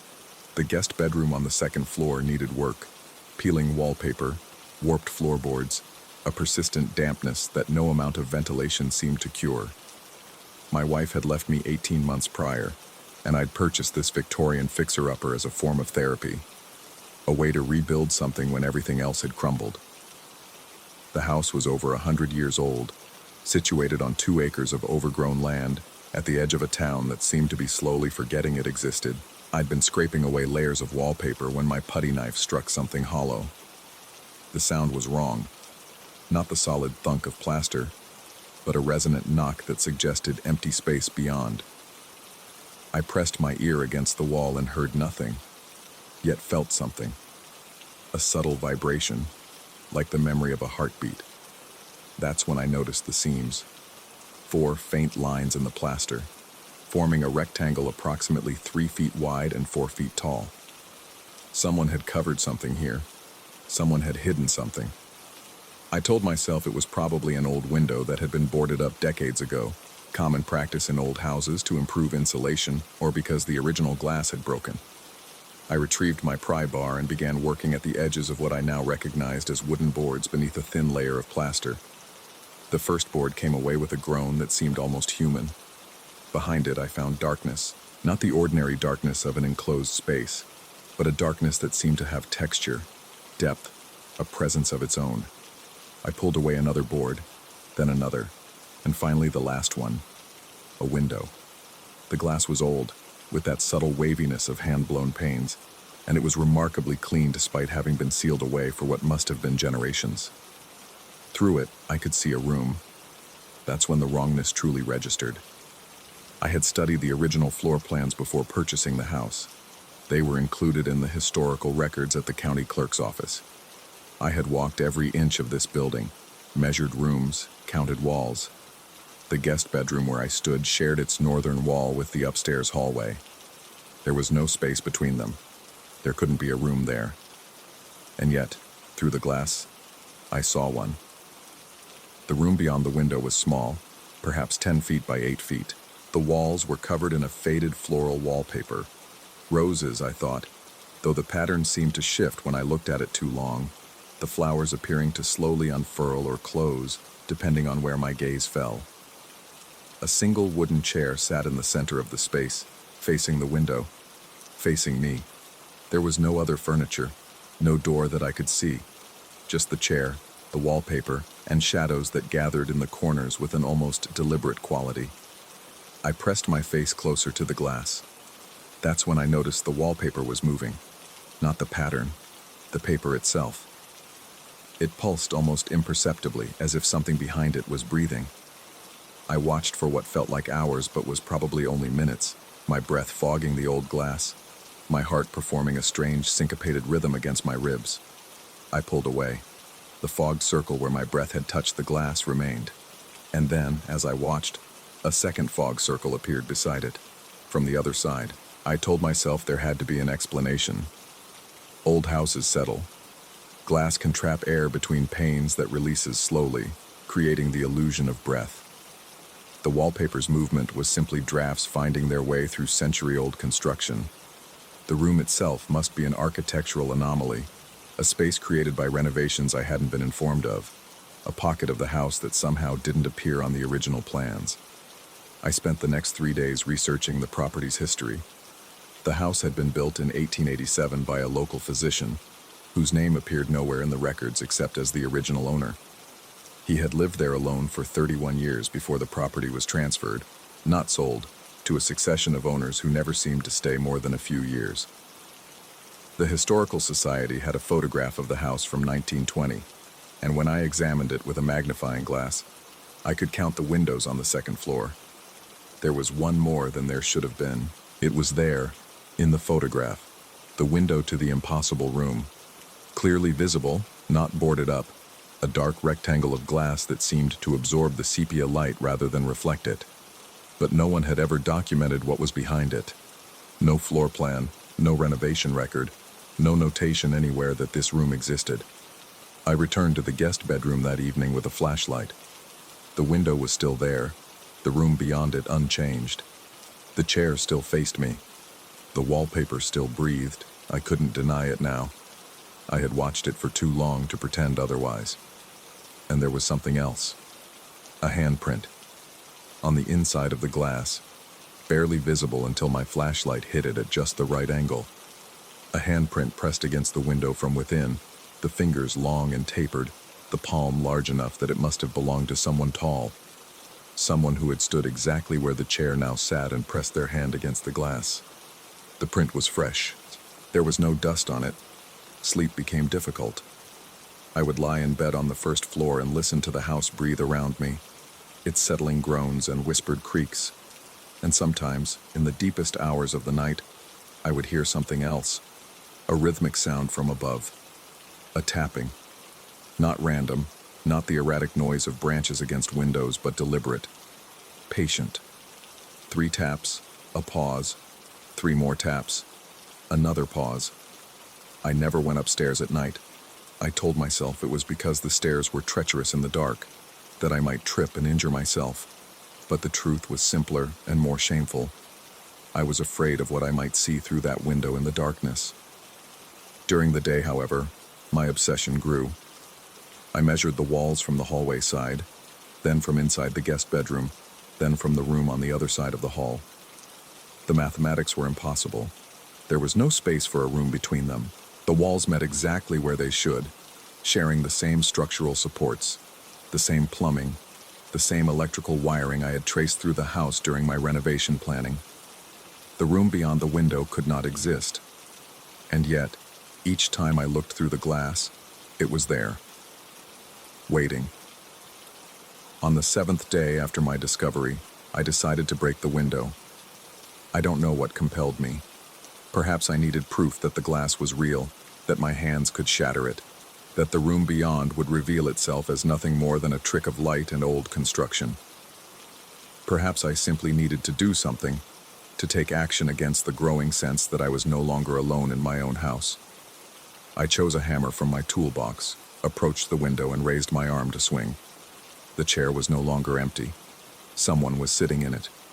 A figure, indistinct in the strange half-light of that impossible room, slumped slightly forward as if in sleep or contemplation. I couldn't make out features. The light seemed to bend around them, as if even photons were reluctant to touch whatever occupied that chair. But I could see enough to know it was shaped like a person. It was positioned facing me, and as I watched, frozen with the hammer still raised above my head, the figure's head slowly lifted. I didn't see eyes. I didn't need to. I felt them. A weight of attention pressed against me, a scrutiny so intense that my skin prickled with phantom sensations. The feeling of fingers trailing along my arms, my neck, my face.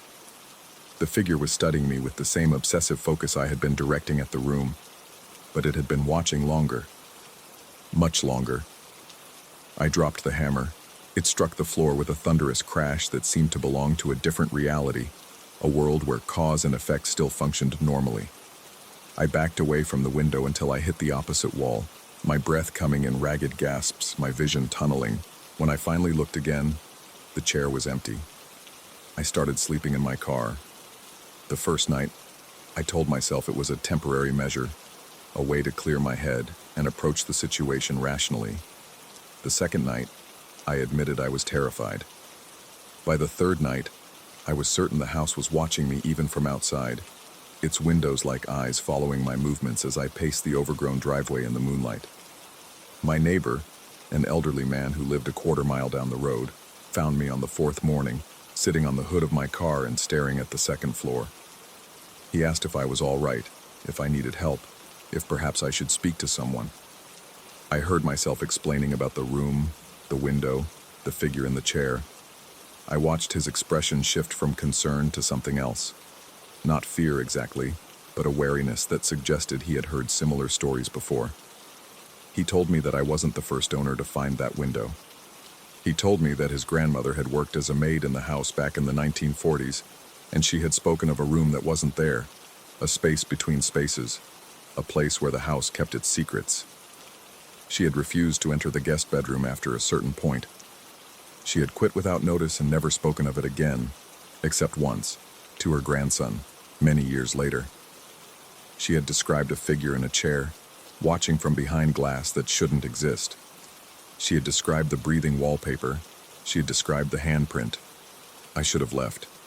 Anyone with a shred of self-preservation would have abandoned the property, accepted the financial loss, and never looked back.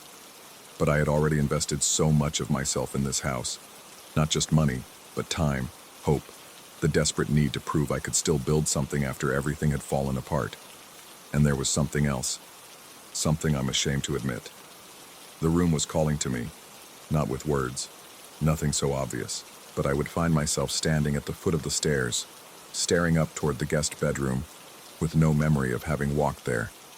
I would wake in the night with my hand on the front doorknob, as if my body was trying to leave while my mind slept.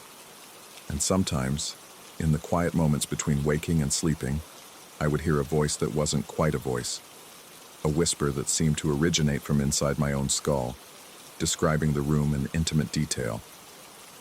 The wallpaper roses were always blooming. The chair was always waiting. And I would always, eventually, take my seat. I'm writing this from the guest bedroom. It's nearly midnight and the window is uncovered, the glass clean and clear, the room beyond visible in the glow of a single lamp I've placed on the floor. I've been watching for hours, and the chair remains empty. The wallpaper breathes, the shadows gather and disperse in their corners, and I can feel the attention, the weight of invisible eyes, pressing against me like hands. I've started to notice something that troubles me more than anything else. The guest bedroom is getting smaller. Not rapidly, not in any way I can measure with tools, but the walls are closer than they were a week ago. The window takes up more of the wall than it should, and sometimes when I look through the glass, I see not the impossible room, but this room, my room, with a figure sitting in a chair in the center, facing the window, facing me. And the figure looks familiar. I've examined my reflection in the bathroom mirror. I've studied photographs of myself from before I moved here. The changes are subtle but undeniable. My eyes have grown larger, darker, set deeper in a face that seems thinner than it was. My fingers have lengthened. My posture has shifted, curving forward in a slump that reminds me of contemplation or prayer, or of waiting. I don't know anymore if I found the room, or if the room found me. I don't know if the figure in the chair is a warning of what I'm becoming, or a reflection of what I've always been. I don't know if this house is haunted, or if I am the haunting. If I have always been the one watching from behind glass that shouldn't exist, in a room that doesn't appear on any floor plan, in a space between spaces where time moves differently and reality is just a suggestion. What I know is this. The wallpaper in the guest bedroom has started to develop a faint floral pattern. The walls breathe if I watch them long enough. And there is a chair now, sitting in the center of the room. I don't remember bringing it here, but it fits perfectly. And when I sit in it, facing the window, facing the impossible room beyond, I feel something I haven't felt in a very long time. I feel like I'm finally home. The handprint on the glass matches my own. I've checked. I just can't remember putting it there.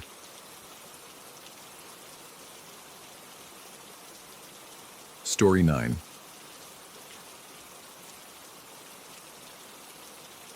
The smell hit me first. Not decay, exactly, but something older. The kind of dense mineral odor that seeps from stones that haven't seen sunlight in decades.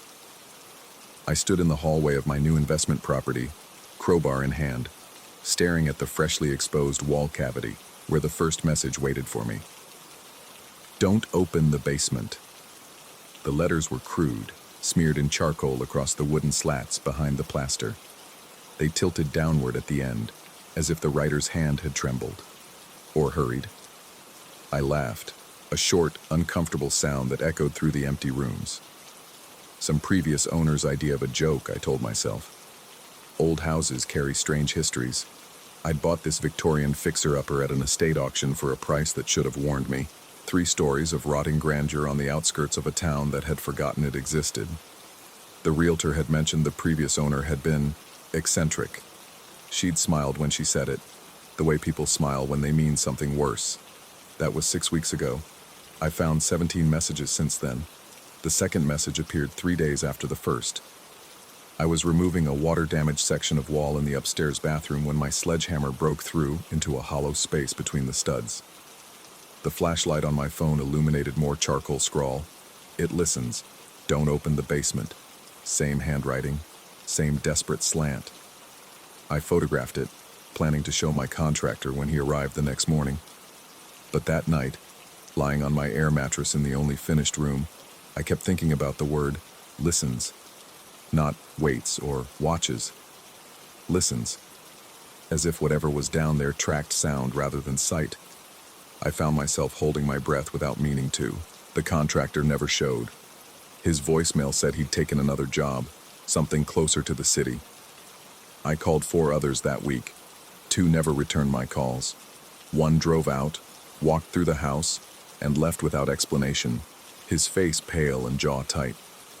The 4th, an older man with decades of experience, made it as far as the kitchen before he stopped cold. He asked me if I'd been down to the basement yet. When I said no, the door was swollen shut, and I'd been focused on the upper floors. He nodded slowly.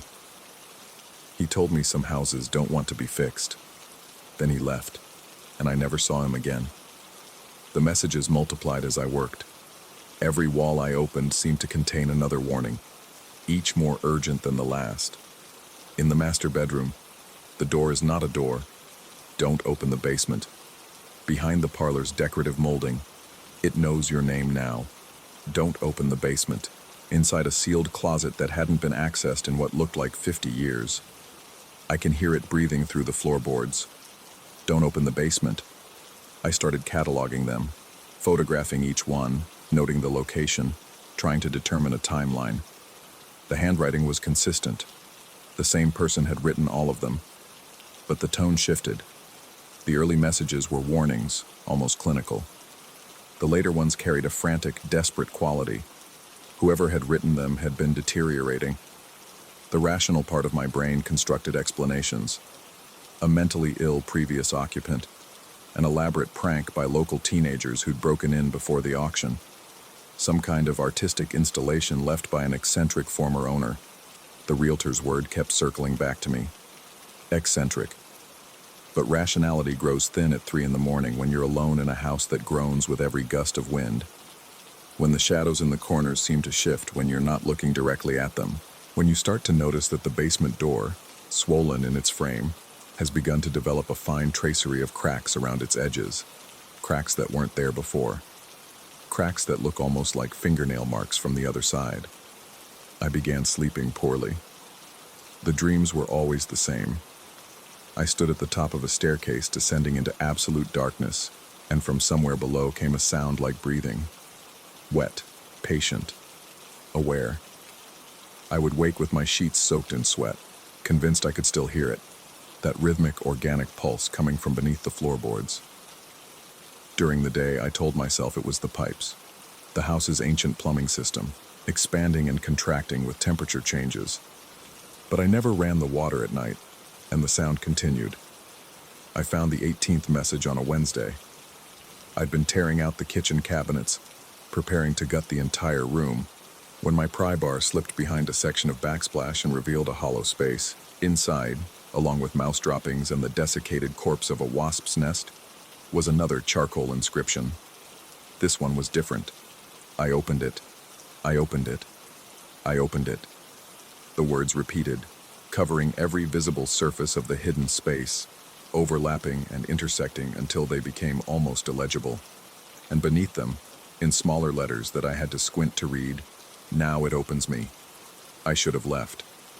Every instinct told me to walk away, to eat the loss and never look back. But something kept me rooted to that house. Maybe it was stubbornness. I'd invested too much money to abandon the project.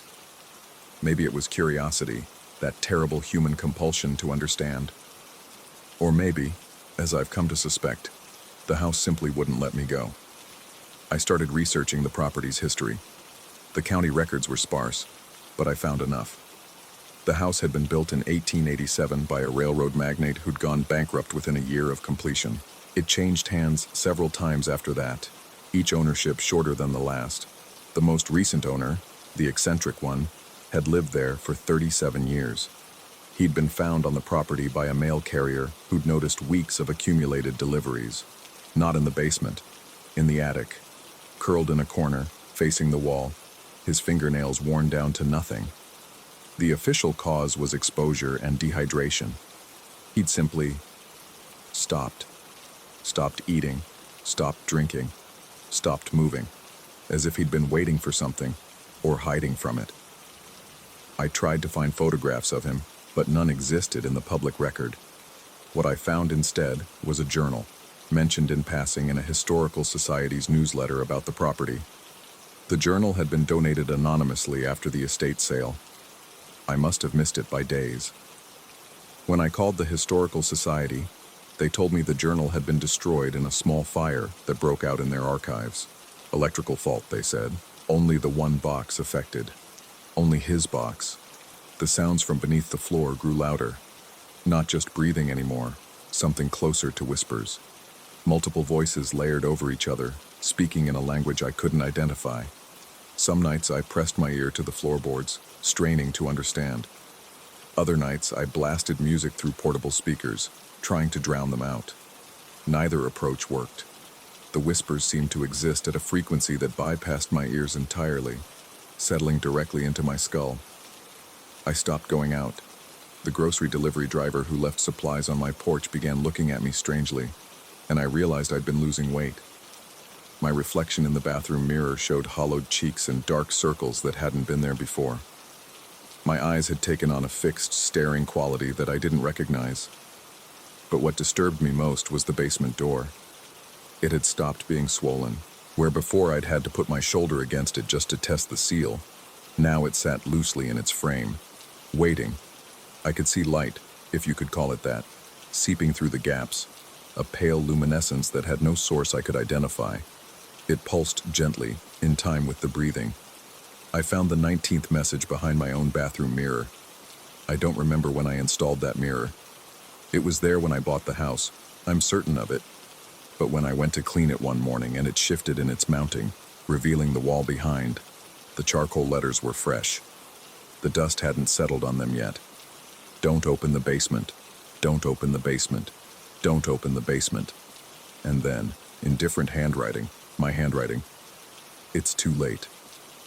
I don't remember writing that. I don't remember writing any of it.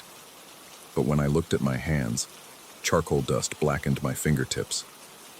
When I checked the crawl space behind the guest room wall, a space I'd already cleared and inspected, new messages covered every surface. All in my handwriting.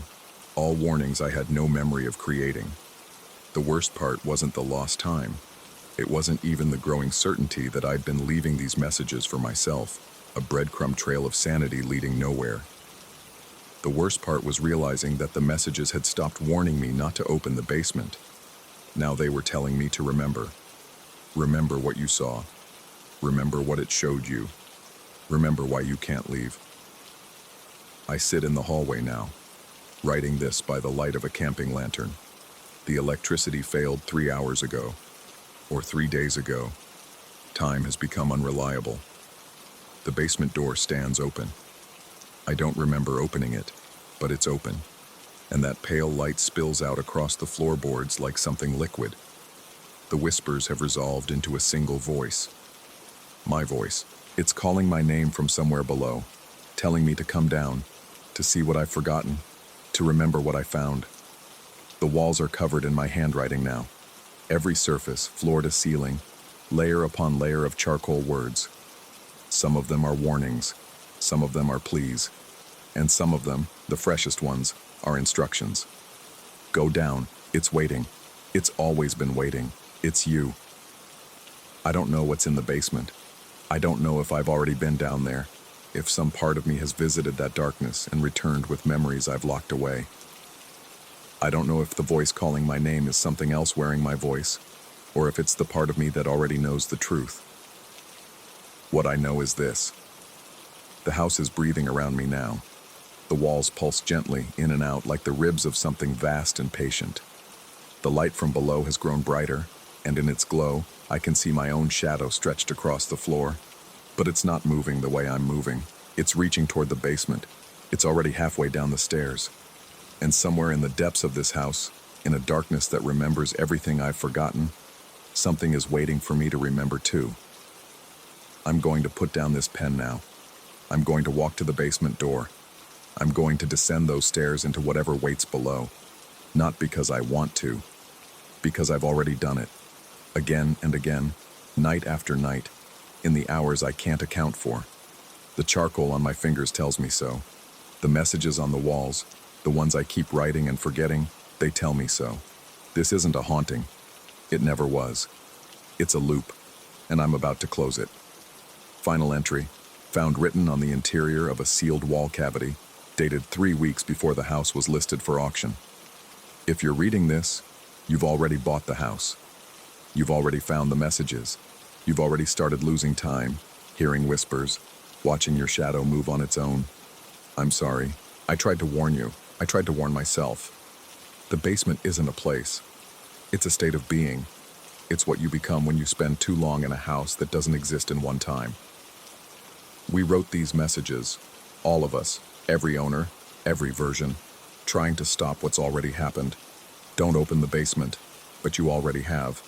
You opened it the moment you walked through the front door. Welcome home.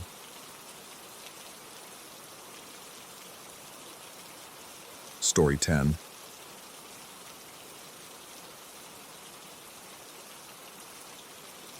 The ceiling creaks at 3:17 a.m. I know the exact time because I've been watching the red digits on my alarm clock for the past hour, waiting for it to happen again. It always happens again. I moved into this building 8 months ago, drawn by the impossibly low rent and the promise of solitude. The landlord, A thin, hunched man with eyes that never quite met mine had been almost too eager to hand over the keys. He mentioned, almost as an afterthought, that the top floor was used for storage and would remain permanently locked. I didn't question it. I was escaping a failed relationship and a job that had hollowed me out from the inside. I wanted silence. I wanted to disappear. Be careful what you wish for. The building is old, one of those pre-war structures that seem to breathe with a life of their own. 5 floors, each containing a single apartment. I occupy the 4th. Below me lives an elderly woman I've seen only twice, shuffling to the mailboxes with a slowness that suggests each step might be her last. The 2nd and 3rd floors appear empty, their doors unmarked, their windows dark even at midday. The ground floor houses the superintendent's office, though I've never once seen anyone inside. And above me, the 5th floor, the locked floor. The floor that shouldn't have footsteps. I first heard them 3 weeks ago, a Thursday night, unremarkable in every way. I was reading in bed, the kind of mindless thriller that requires no emotional investment, when I became aware of a presence overhead. Not a sound exactly, not yet, but a pressure, as if the air in my bedroom had suddenly grown heavier. Then came the footsteps. Slow, deliberate. The unmistakable rhythm of someone pacing from one end of the room to the other. I told myself it was pipes. Old buildings have old pipes, and old pipes make strange noises. This explanation satisfied me for approximately 45 seconds, until the footsteps stopped directly above my bed and I heard, clearly, impossibly, the sound of someone sitting down, the creak of floorboards, the groan of weight settling, then nothing. I didn't sleep that night. The next morning I approached the landlord. He lived somewhere off-site, reachable only through a phone number that went to voicemail more often than not. When he finally returned my call, his voice carried that same evasive quality I remembered from our first meeting. I told him I'd heard someone upstairs. There was a pause, too long, too heavy with unspoken meaning, before he assured me that was impossible. The 5th floor had been sealed for years. Structural concerns, he said. Nobody could access it, not even him. The only key had been lost decades ago. I wanted to believe him. I tried to believe him. But that night, the footsteps returned. And this time, they were accompanied by something else. A dragging sound. Something heavy being pulled across the floor, leaving grooves in my imagination. The sound moved from the far corner toward the center of the room above, pausing occasionally as if whoever, whatever, was responsible needed to rest. I lay frozen in my bed, blankets pulled to my chin like a child hiding from monsters. The dragging continued for what felt like hours, though my clock insisted only 20 minutes had passed. Then, abruptly, it stopped. The silence that followed was worse than the noise, pregnant with anticipation, thick with the certainty that something was about to happen. Nothing did. Eventually, I slept. The human mind is remarkably adept at normalizing the abnormal. Within a week, I had almost convinced myself that the sounds were nothing more than acoustic anomalies, echoes from adjacent buildings perhaps, or the settling of ancient timbers. I developed a routine, earplugs at night, white noise during the day, and a steadfast refusal to look up at my ceiling. But the building had other plans. It started with small things. A cold spot near my bedroom door that hadn't been there before. The faint smell of something musty and organic that seemed to emanate from the walls themselves. And the stairs? I began to notice that the stairwell leading up to the 5th floor was always colder than the rest of the building, as if the temperature dropped with each step toward that padlocked door. I found myself drawn to those stairs despite my fear.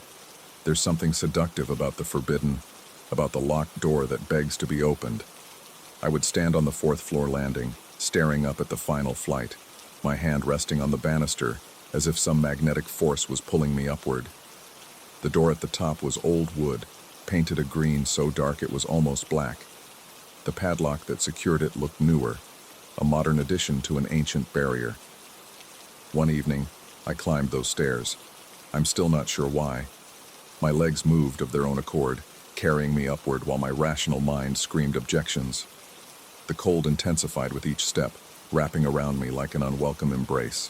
When I reached the landing, I could see my breath forming small clouds in the frigid air. I pressed my ear against the door.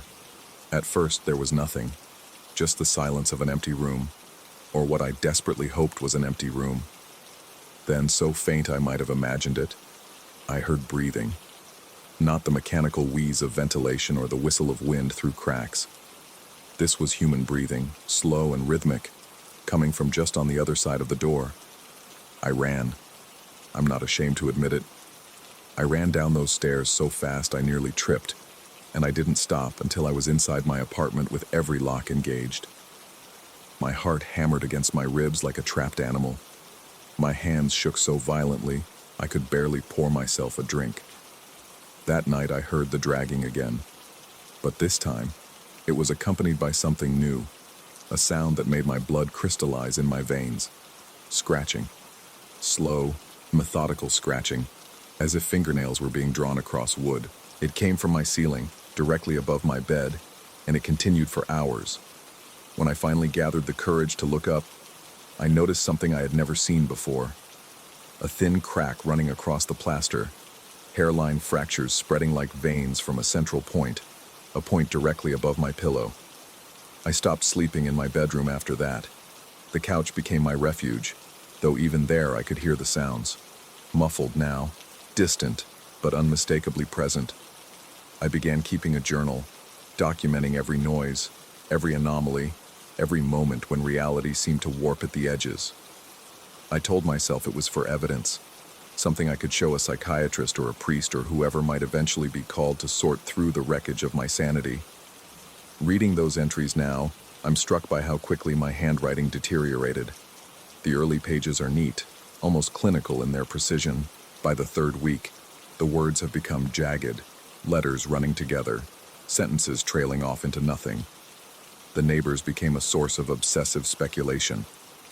I started watching the old woman downstairs, convinced she knew something she wasn't telling me. Her eyes, rheumy and pale, seemed to follow me with a knowledge that transcended the ordinary. One morning, as I passed her in the lobby, she grabbed my wrist with surprising strength. Her skin was cold and papery against mine. She told me I should leave, that some buildings remember things, that some floors hold on to their history like a scar holds on to pain. Before I could ask what she meant, she released me and shuffled away, muttering in a language I didn't recognize. I wanted to chase after her, to demand answers. Instead, I stood frozen in the lobby, her words echoing in my mind. Some floors hold on to their history. What history? What had happened on that sealed fifth floor? The research took weeks. Libraries, city records, archived newspapers. I became a detective of the mundane, sifting through decades of documentation for any mention of this building. Most of what I found was unremarkable. Ownership records, building permits, the bureaucratic detritus of urban existence. Then I found the article, a small piece buried in a newspaper from 1962. A woman had disappeared from this building, from the fifth floor. She had lived alone, kept to herself, and one day simply vanished. Her apartment was found locked from the inside. Her belongings were untouched. No body was ever discovered. The case remained unsolved. The article mentioned one other detail that stopped my breath. Neighbors had reported hearing strange sounds in the weeks before her disappearance. Footsteps at odd hours, something heavy being dragged across the floor. I read that sentence 3 times, my hands trembling so badly the newspaper shook. The sounds I was hearing, they were the same, exactly the same, as if whatever had happened in 1962 was happening again, caught in an endless loop of repetition. Or as if something up there was trying to tell me something. The building has changed around me, or perhaps I have changed. The walls seem closer now, the shadows deeper. I catch glimpses of movement in my peripheral vision, shapes that dissolve when I turn to face them directly. Sometimes, late at night, I hear my name being whispered from somewhere above. The voice is familiar, though I cannot place it. Female, I think. Soft and insistent, like a memory trying to surface. The superintendent's office remains perpetually empty. But I've noticed something disturbing. The nameplate on the door has changed. When I first moved in, it read, Building Management, in faded gold letters. Now it says something else, a name, I think, though the letters are too worn to decipher. I've tried photographing it with my phone, but the images always come out blurred, as if the camera refuses to capture what my eyes insist they're seeing. I've started talking to myself, long conversations about nothing, just to fill the silence. My voice sounds strange in this apartment, thin and reedy, as if the walls are absorbing it before it can reach my own ears. I asked myself yesterday if I was losing my mind. The question hung in the air, unanswered. The cracks in my bedroom ceiling have spread. They now form a pattern that almost resembles a face. Hollow eyes, a gaping mouth frozen in a silent scream. I've covered the ceiling with newspaper and duct tape, but somehow the pattern bleeds through. Every morning, I wake to find more tape on the floor, as if something is pushing from the other side. Last night, something changed. The footsteps above me stopped their usual circuit and moved toward my ceiling. Toward me. I heard the dragging sound, closer than ever, and then a new noise, the creak of a door opening. Impossible, I told myself. The 5th floor is sealed. The landlord said so. But the sound was unmistakable. Hinges groaning, wood scraping against wood, and then silence. A silence that lasted exactly 1 heartbeat. Then the footsteps began descending the stairs. I listened, paralyzed, as they moved from the 5th floor to the landing outside my door. Slow, deliberate, each step sending vibrations through the old building like a heartbeat. They stopped on the other side of my door. I could see shadows in the gap at the bottom, shifting, uncertain, as if someone was standing there, deciding what to do next. I waited. Minutes passed, or hours. Time had become meaningless. Eventually, the shadows withdrew, and the footsteps retreated back up the stairs. I heard the door above close, and then the building fell silent. This morning, I noticed something on my floor, just inside my front door. A piece of paper, yellowed and brittle, folded into a tight square. I opened it with shaking hands. It was a photograph, black and white, edges crumbling with age. A woman stood in what looked like a living room, staring directly at the camera. Her face was blurred, unrecognizable, but something about her posture suggested she was waiting for something, or someone. On the back of the photograph, in handwriting that was not my own, someone had written a single word. Soon. I should leave. I know I should leave. Every rational part of my brain is screaming at me to pack my things and run, to abandon this apartment and everything in it and never look back. But I can't. Something holds me here. Some thread connecting me to the floor above, to the woman who disappeared, to the sounds that seem increasingly meant for me alone. The ceiling above my bed has started to bulge. The cracks have widened into gaps through which I can see only darkness, a darkness that seems to breathe. Sometimes, when I stare too long, I think I can make out shapes in that darkness. A face, a hand, something waiting. The footsteps have stopped. The dragging has stopped. The entire building has fallen into a silence so complete it feels like the world is holding its breath. I know what comes next. I've known since the moment I heard that first footstep, weeks ago. Whatever lives on the 5th floor, whatever has been repeating its endless ritual for 60 years, has finally noticed me, has finally chosen me. Tonight, when the clock strikes 3:17, I'm going to climb those stairs. I'm going to face that padlocked door. And I'm going to find out, once and for all, what's been waiting for me all along. Either I'll discover the truth, or I'll become part of it. At this point, I'm no longer sure which possibility frightens me more. I found this journal 3 days after he disappeared. His apartment was locked from the inside. His belongings were untouched. The building superintendent claims no such person ever lived here.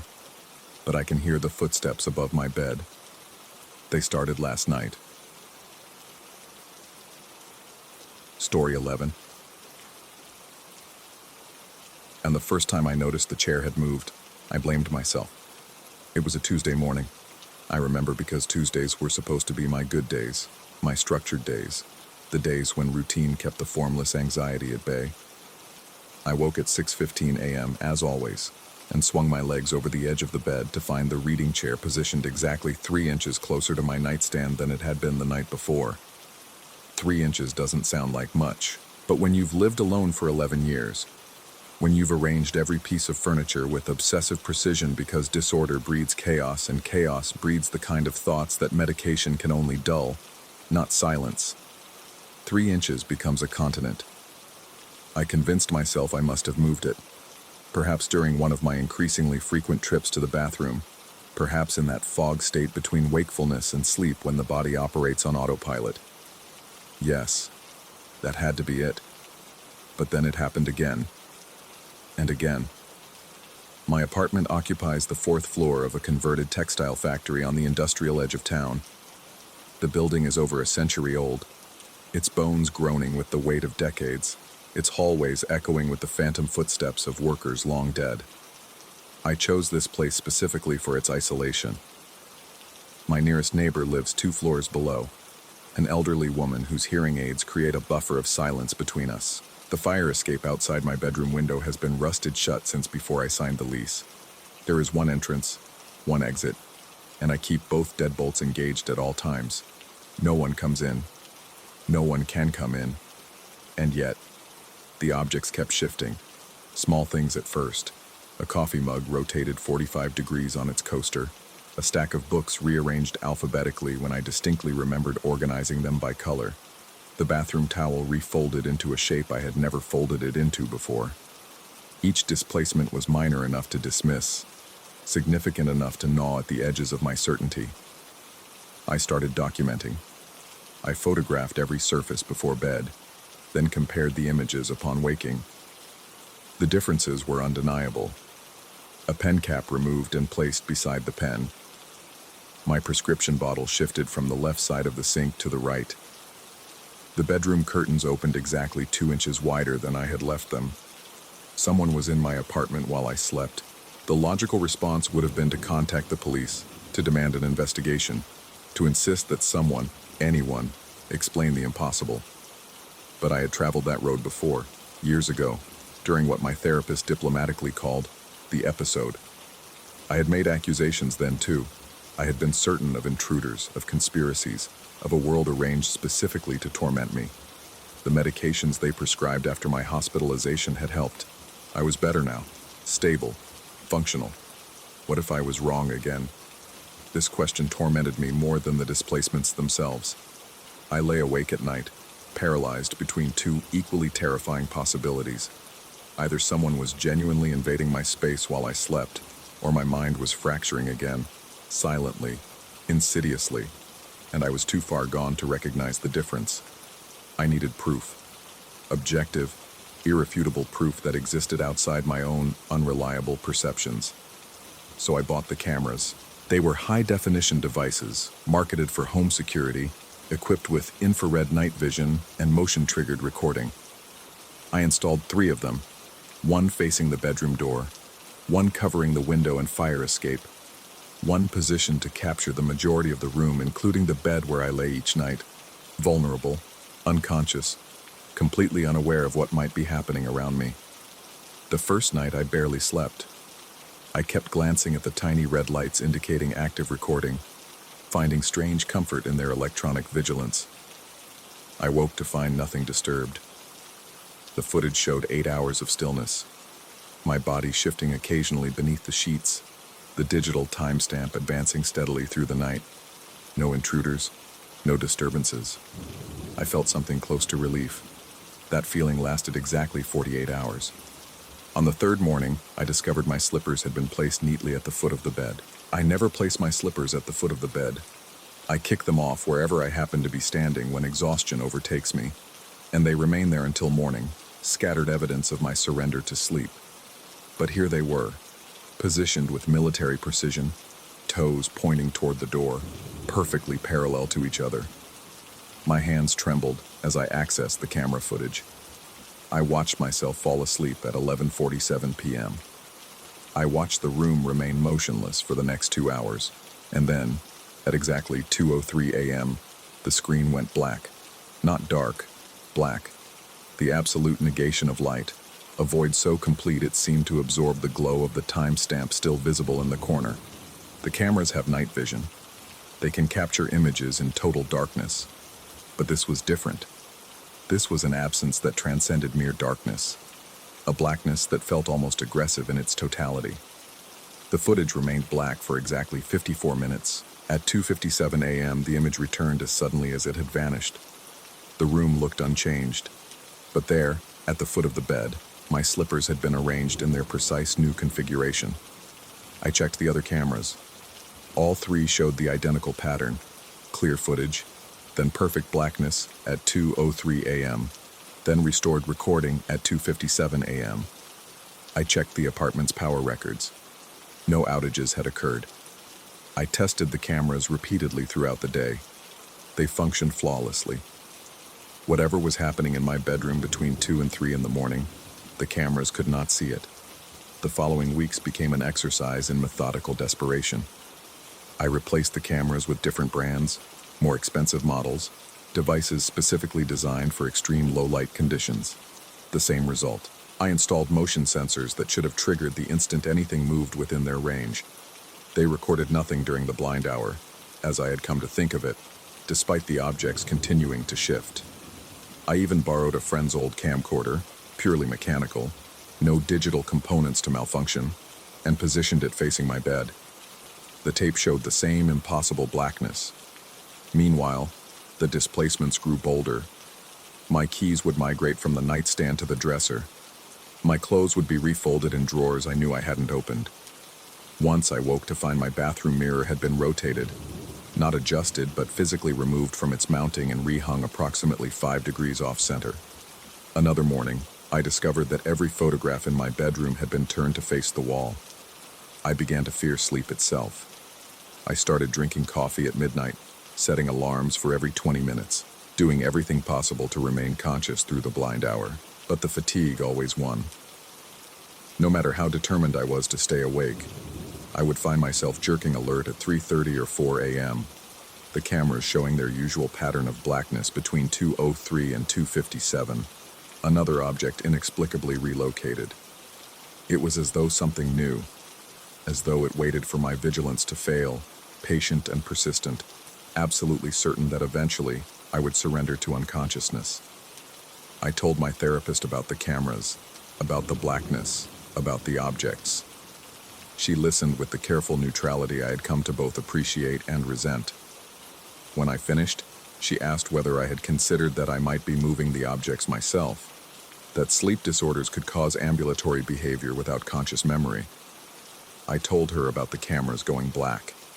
I told her that all three went black simultaneously, at the exact same second, for the exact same duration. I told her that no sleepwalking explanation could account for that synchronicity. She suggested that perhaps I was manipulating the cameras myself, unconsciously, as part of the same sleep disorder. She said the mind was capable of elaborate self-deception, that dissociative states could create entire episodes of behavior the conscious mind refused to acknowledge. She did not say I was experiencing a psychotic break. She did not say my medication needed adjustment. But I could see the concern behind her professional composure, the way she wrote slightly longer notes than usual, the way she asked if I had been taking my prescriptions regularly. Yes, I told her. Yes, I had. Yes, I was fine. Yes, everything was fine. I did not tell her about what I had started to feel during the blind hour. The sensation began approximately 2 weeks after the camera blackout started.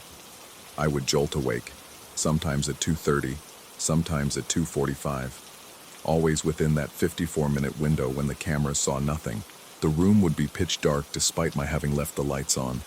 I had started sleeping with every lamp blazing, hoping somehow to burn through whatever void descended upon my bedroom. And in that darkness, I would feel something watching me, not see, feel. The awareness would settle over me like a physical weight, pressing against my chest, making each breath a conscious effort. I would lie perfectly still, eyes straining against blackness so complete it seemed to have texture, and I would know with absolute certainty that something was in the room with me, standing in the corner, sitting in the reading chair that kept moving, hovering just beyond the foot of my bed, watching. The first few times I screamed for the lights to return. I fumbled for my phone, desperate for any source of illumination, but the screen remained dark no matter how many times I pressed the power button. I grabbed the flashlight I had started keeping under my pillow, but it too refused to function. Whatever darkness filled my room during the blind hour was not merely an absence of light. It was something that devoured light, that consumed it, that rendered all my desperate attempts at illumination meaningless. And through it all, the presence watched. I began to understand that there were rules to this phenomenon. The watching thing never touched me. The objects it moved were never positioned to harm or obstruct. If anything, they seemed to be arranged with a disturbing thoughtfulness, placed exactly where they would be most useful when I woke.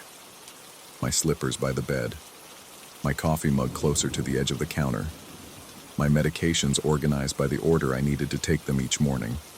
Whatever was watching me, whatever was rearranging my possessions with such careful attention, it was helping me. In its own incomprehensible way, it was taking care of me. This realization did not comfort me. It terrified me more than any malevolence could have, because malevolence I could understand. Malevolence I could fight against, flee from, report to authorities who might dismiss me as unstable, but would at least acknowledge the theoretical existence of dangerous intruders. But this quiet, attentive presence, this thing that watched over me in darkness while I slept and straightened my possessions with the care of a devoted servant. What was I supposed to do with that? Who would believe me? Who would even understand what I was trying to describe? Last night I decided to try one final experiment. I positioned myself in the reading chair instead of the bed. I held my phone in one hand, my flashlight in the other, my prescription bottle balanced on my knee as a kind of makeshift motion detector. I swore to myself that I would not sleep, that I would witness with my own eyes whatever descended at 2:03 a.m., that I would finally have proof, internal, personal, but proof nonetheless, of what was happening in my room. The clock read 2:02 a.m. I was awake. I was alert. I was watching. The clock read 2:03 a.m. And then, without transition, without any sensation of time passing, the clock read 2:57 a.m. 54 minutes had vanished. Not passed. Vanished. One moment I was staring at the timestamp with fierce concentration, and the next moment, nearly an hour, had simply ceased to exist. But that wasn't the worst part. The worst part was the mirror. My bathroom mirror, the one that had been rotated weeks ago, now faced directly toward the reading chair. And in its dim reflection, barely visible in the weak light that had finally returned to my room, I could see my own sleeping face. My eyes closed, my features slack, my body slumped in the chair, unconscious, vulnerable, utterly oblivious to whatever had transpired during the blind hour. But beside my reflection, there was something else. A shape, a suggestion, a darkness within darkness that seemed almost human-sized, positioned directly behind my sleeping form, angled as though it were leaning over my shoulder, watching my face with an intimacy that made my skin crawl. I blinked, and the shape was gone. I turned around, and the room was empty. I checked the cameras, and they showed their usual pattern of blackness, revealing nothing, explaining nothing, leaving me with nothing but my own increasingly fractured certainty. Tonight I will not set up cameras. I will not stay awake. I will not fight whatever comes for me during the blind hour.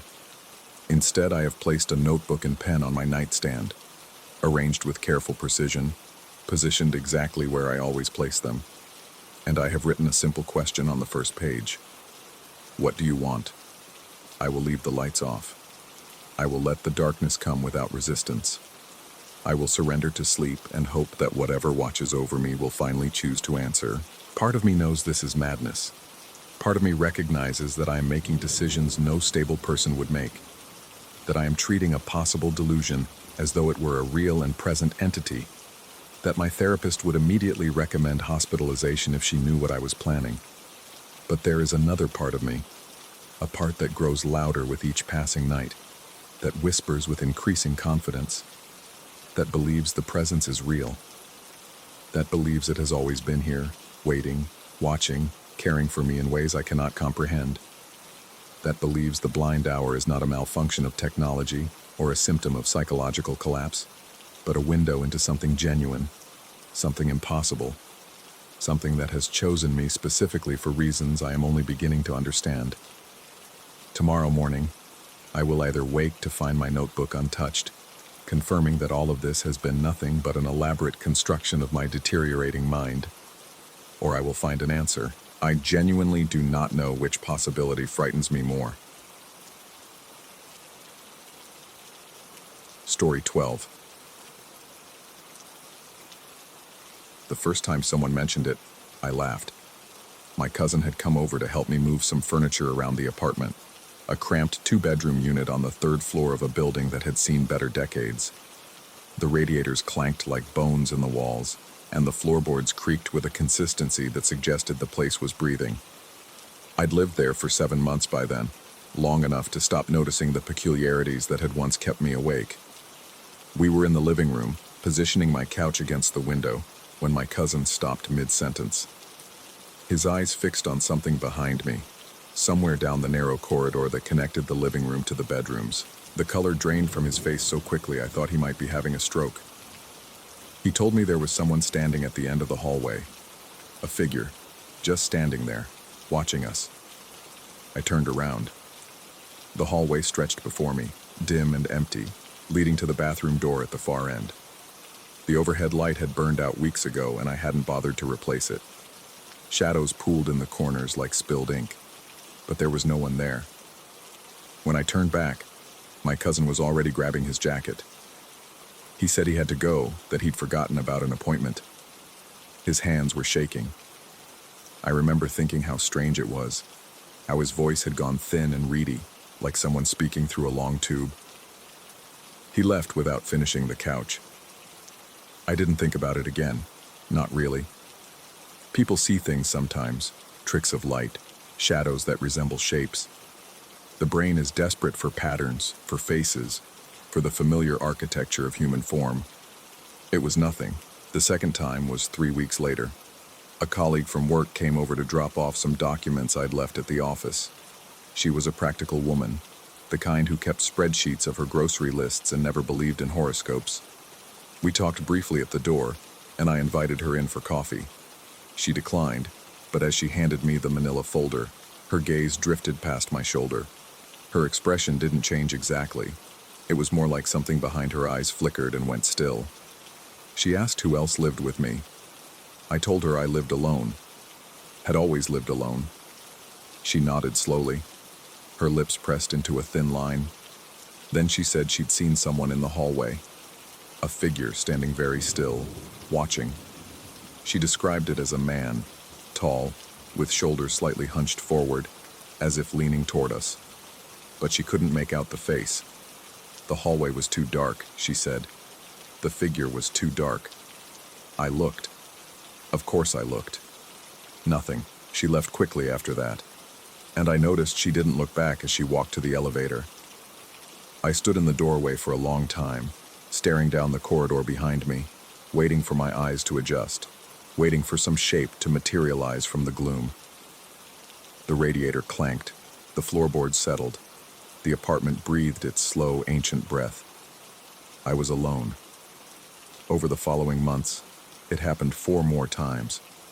Different visitors, different occasions, but always the same story.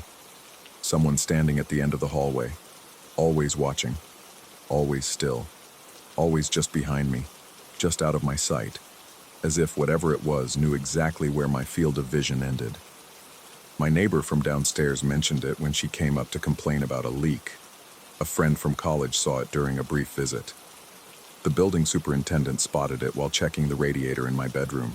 Even the delivery man who brought my new mattress, a stranger with no reason to lie, asked if I had a roommate, because he'd seen someone standing back there in the shadows.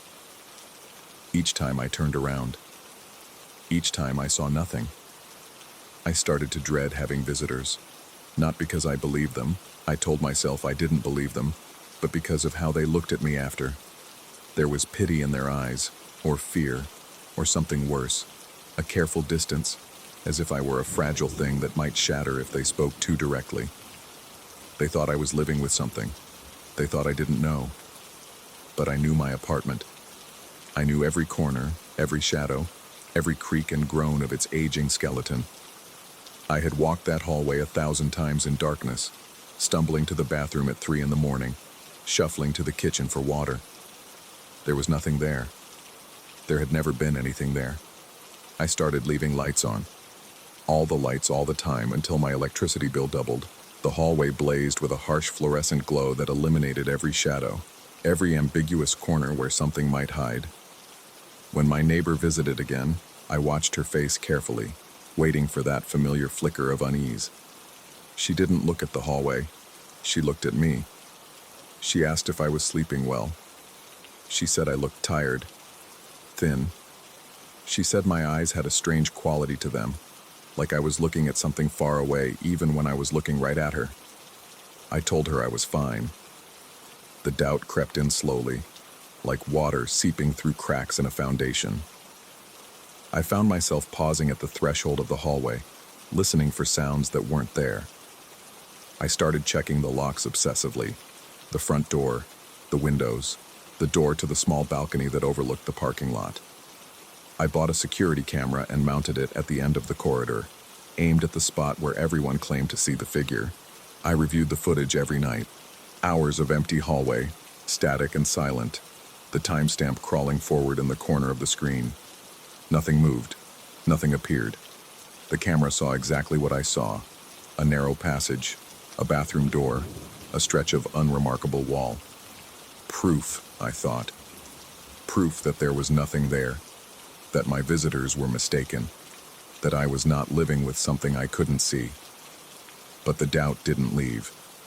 If anything, it grew stronger. I started to wonder why I couldn't see it. Everyone else could. Different people, different backgrounds, different levels of skepticism, and they all saw the same thing: a figure, a man, standing in the darkness, watching. What if the problem wasn't with them? What if the problem was with me? The thought gnawed at me in the quiet hours of the night. I lay in bed staring at the ceiling, listening to the radiator clank, and I wondered if something in my brain was broken. A blind spot, perhaps, a failure of perception that prevented me from seeing what was plainly there. I thought about those optical illusions where some people see a rabbit and others see a duck, and I wondered if I was somehow wired to see only the empty hallway, only the absence, while everyone else saw the truth. I stopped inviting people over. The apartment changed after that, or maybe I changed, and the apartment simply reflected what I had become. The walls seemed closer than before, the ceilings lower, the hallway longer. I found myself taking the long way around, through the kitchen, around the living room, just to avoid walking down that corridor. When I had to use the bathroom, I moved quickly, my eyes fixed straight ahead, refusing to look at the shadows that gathered in my peripheral vision. Because there were shadows now. Even with all the lights on, even with the fluorescent glare bleaching every surface, I could feel them. They pressed against the edges of my awareness like something trying to get in. I would be cooking dinner and sense a presence behind me, a weight in the air, a subtle shift in temperature. I would be reading on the couch and catch a flicker of movement at the corner of my eye. I would be brushing my teeth and hear, beneath the sound of running water, something that might have been breathing. I never saw anything. I never saw anything directly. But I started to understand what my visitors had felt. That creeping certainty that you are not alone, that something is watching, that if you turned around fast enough you might finally catch a glimpse. I never turned around fast enough. Sleep became difficult. I would lie in bed for hours, staring at the ceiling, my body rigid with a tension I couldn't name. The bedroom was at the end of the hallway, the door facing the corridor, and even with it closed I could feel the space beyond. It stretched out in my imagination like a dark throat, and I was lodged at the bottom of it, waiting to be swallowed. I started sleeping with the lights on, then with the television on, its blue flicker casting restless shadows across the walls, then with the radio playing, a low murmur of voices to fill the silence. I layered sound and light around me like armor, like protection, but it wasn't enough. Something was still there. Something was always there, patient and still, watching from the darkness I couldn't quite illuminate. I told myself I was being irrational. I told myself that the human mind is a haunted house, full of doors that open onto nothing, full of rooms we're afraid to enter. The figure wasn't real. It couldn't be real. It was a collective hallucination, a shared delusion, a strange trick of my apartment's architecture that fooled the eye. But if it wasn't real, why could I feel it? The night it happened, I had been awake for nearly 36 hours. I don't know why I couldn't sleep. The exhaustion was bone deep, a heaviness that dragged at my limbs and blurred my thoughts. But every time I closed my eyes, I felt it.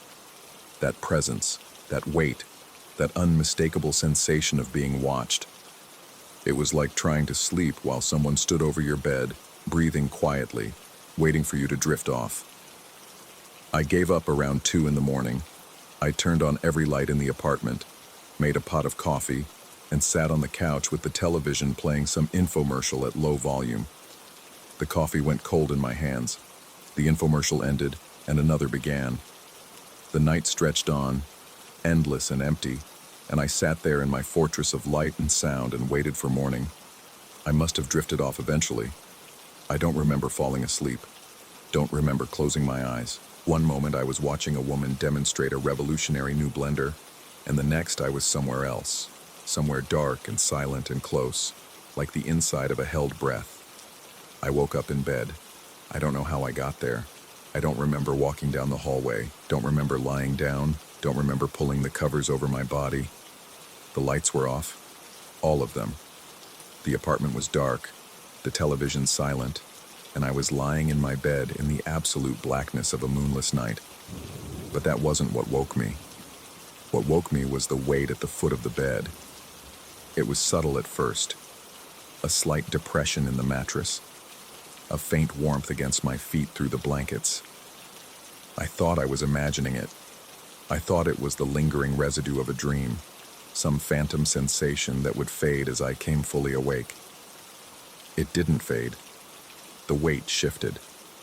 Slowly, deliberately, like someone adjusting their position. I felt the mattress dip and rise, felt the blankets pull slightly taut, and I understood with a clarity that transcended thought that there was something sitting at the foot of my bed. I couldn't move. I couldn't breathe.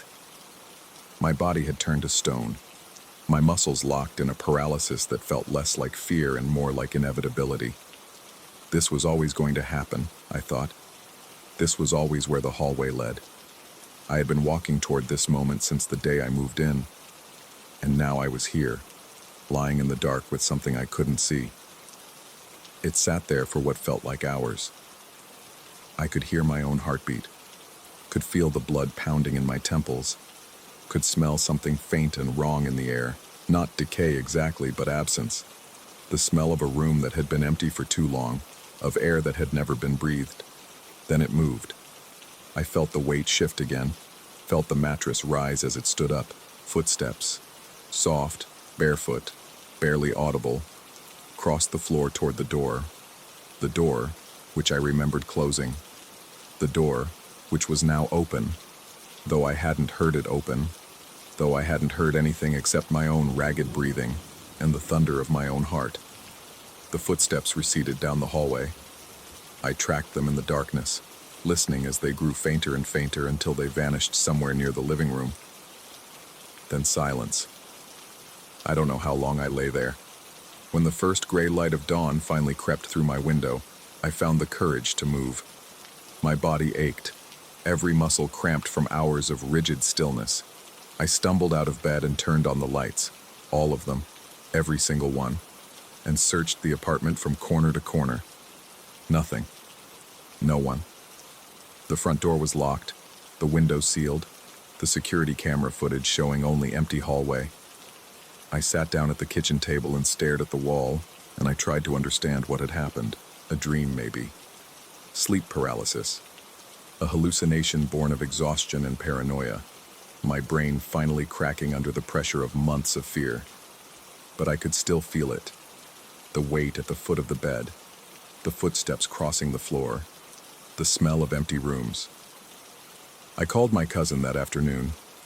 I asked him to describe what he'd seen that day in my apartment. The figure at the end of the hallway. He was silent for a long moment, and when he finally spoke, his voice was careful and measured, like someone talking to a sick person. He described a man, tall, with shoulders hunched slightly forward, standing perfectly still, watching. I asked him what the man was wearing. He said he couldn't tell. The figure was too dark. But he remembered one detail, one thing that had struck him as odd at the time. The figure's feet, he said, were bare. I still live in the apartment. I don't know why. I tell myself it's because of the lease, because of the location, because moving would be admitting that something is wrong. But the truth is simpler and stranger than that. I don't think leaving would help. Whatever sits at the foot of my bed, whatever stands in my hallway, I don't think it's attached to this place. I think it's attached to me. I think it's always been attached to me, waiting in the spaces I couldn't see, watching from the blind spots in my perception. My visitors saw it because they were looking from the outside, because they could see what I couldn't, and now I can feel it.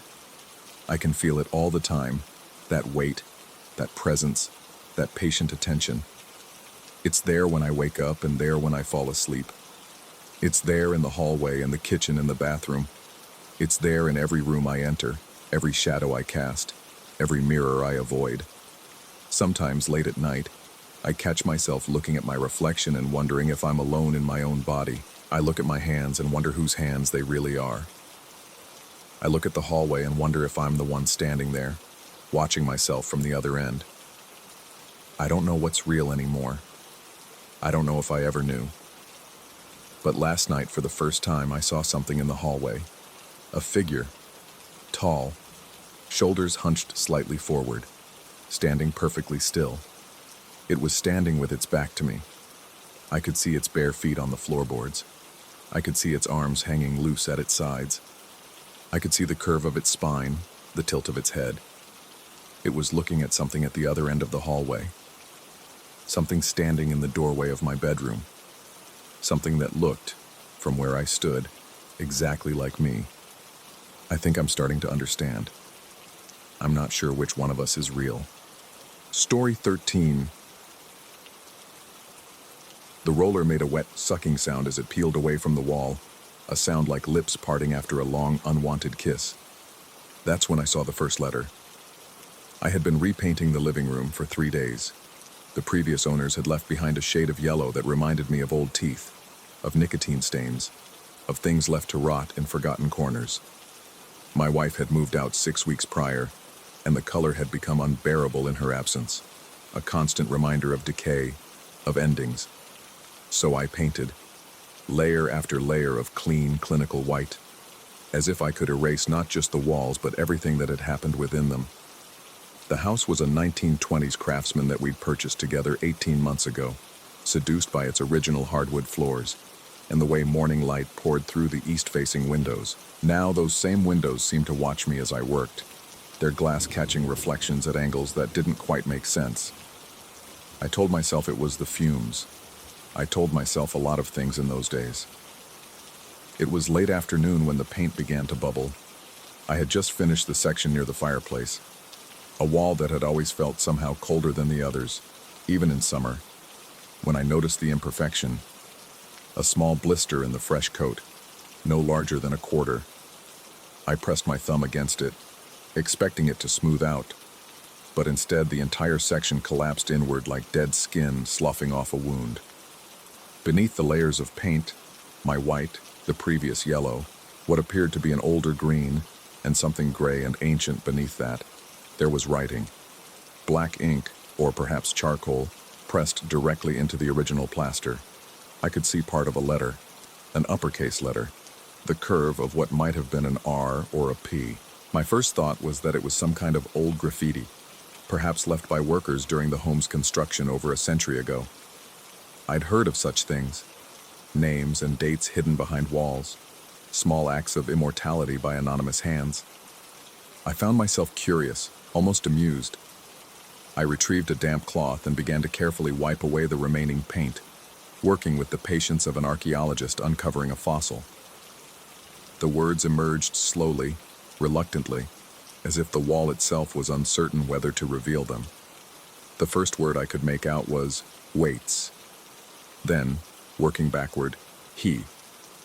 Two more words followed, and my amusement curdled into something else entirely, something cold and viscous that settled in the pit of my stomach like spoiled milk. The complete message read, "He waits for Daniel Thorne, December 2nd. My name. Tomorrow's date." I stepped back so quickly that I knocked over the paint tray, sending a river of white across the drop cloth. My heart was performing a strange, syncopated rhythm against my ribs. I stood there for what felt like hours, though it could only have been minutes, staring at those words as if they might rearrange themselves into something less impossible. There had to be an explanation. There had to be.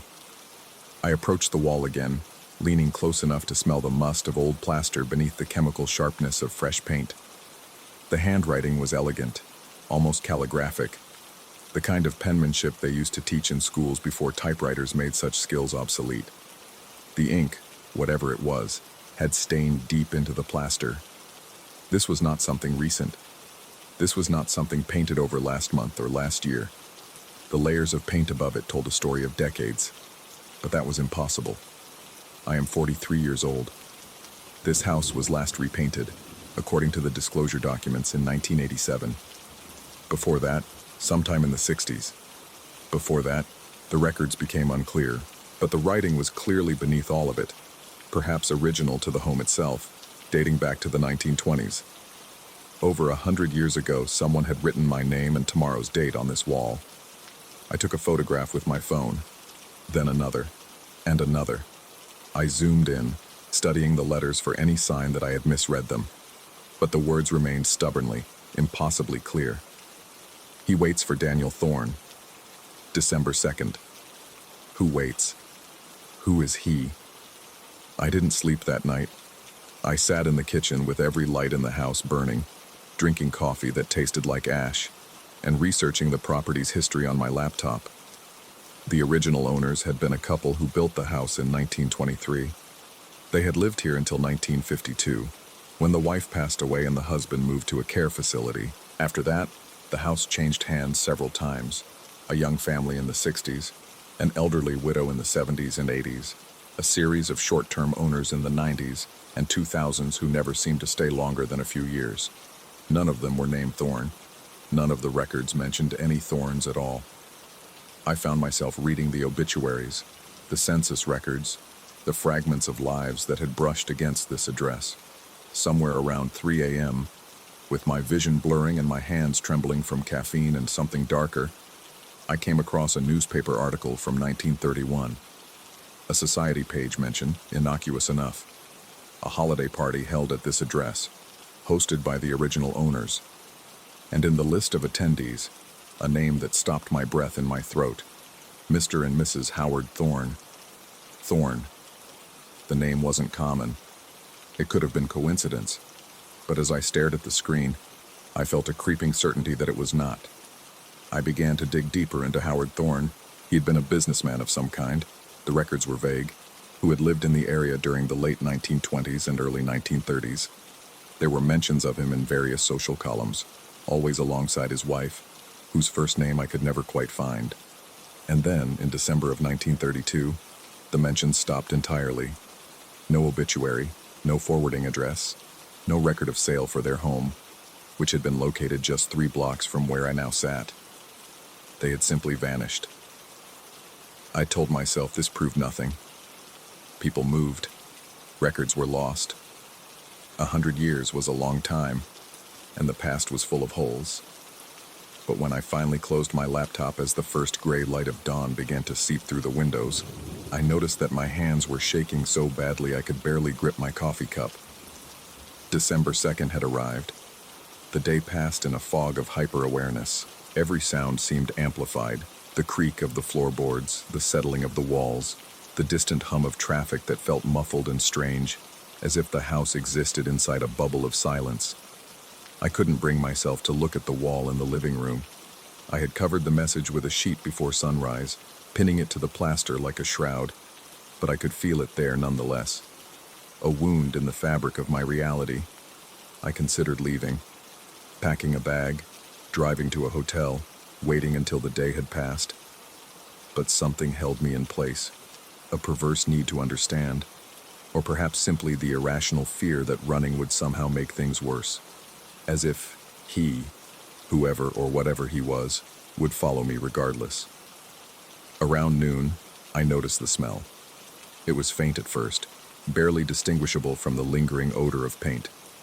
But as the hours crept by, it grew stronger, a musty, organic scent that reminded me of old books, of root cellars, of earth freshly turned. I checked the basement. I checked the attic. I found nothing.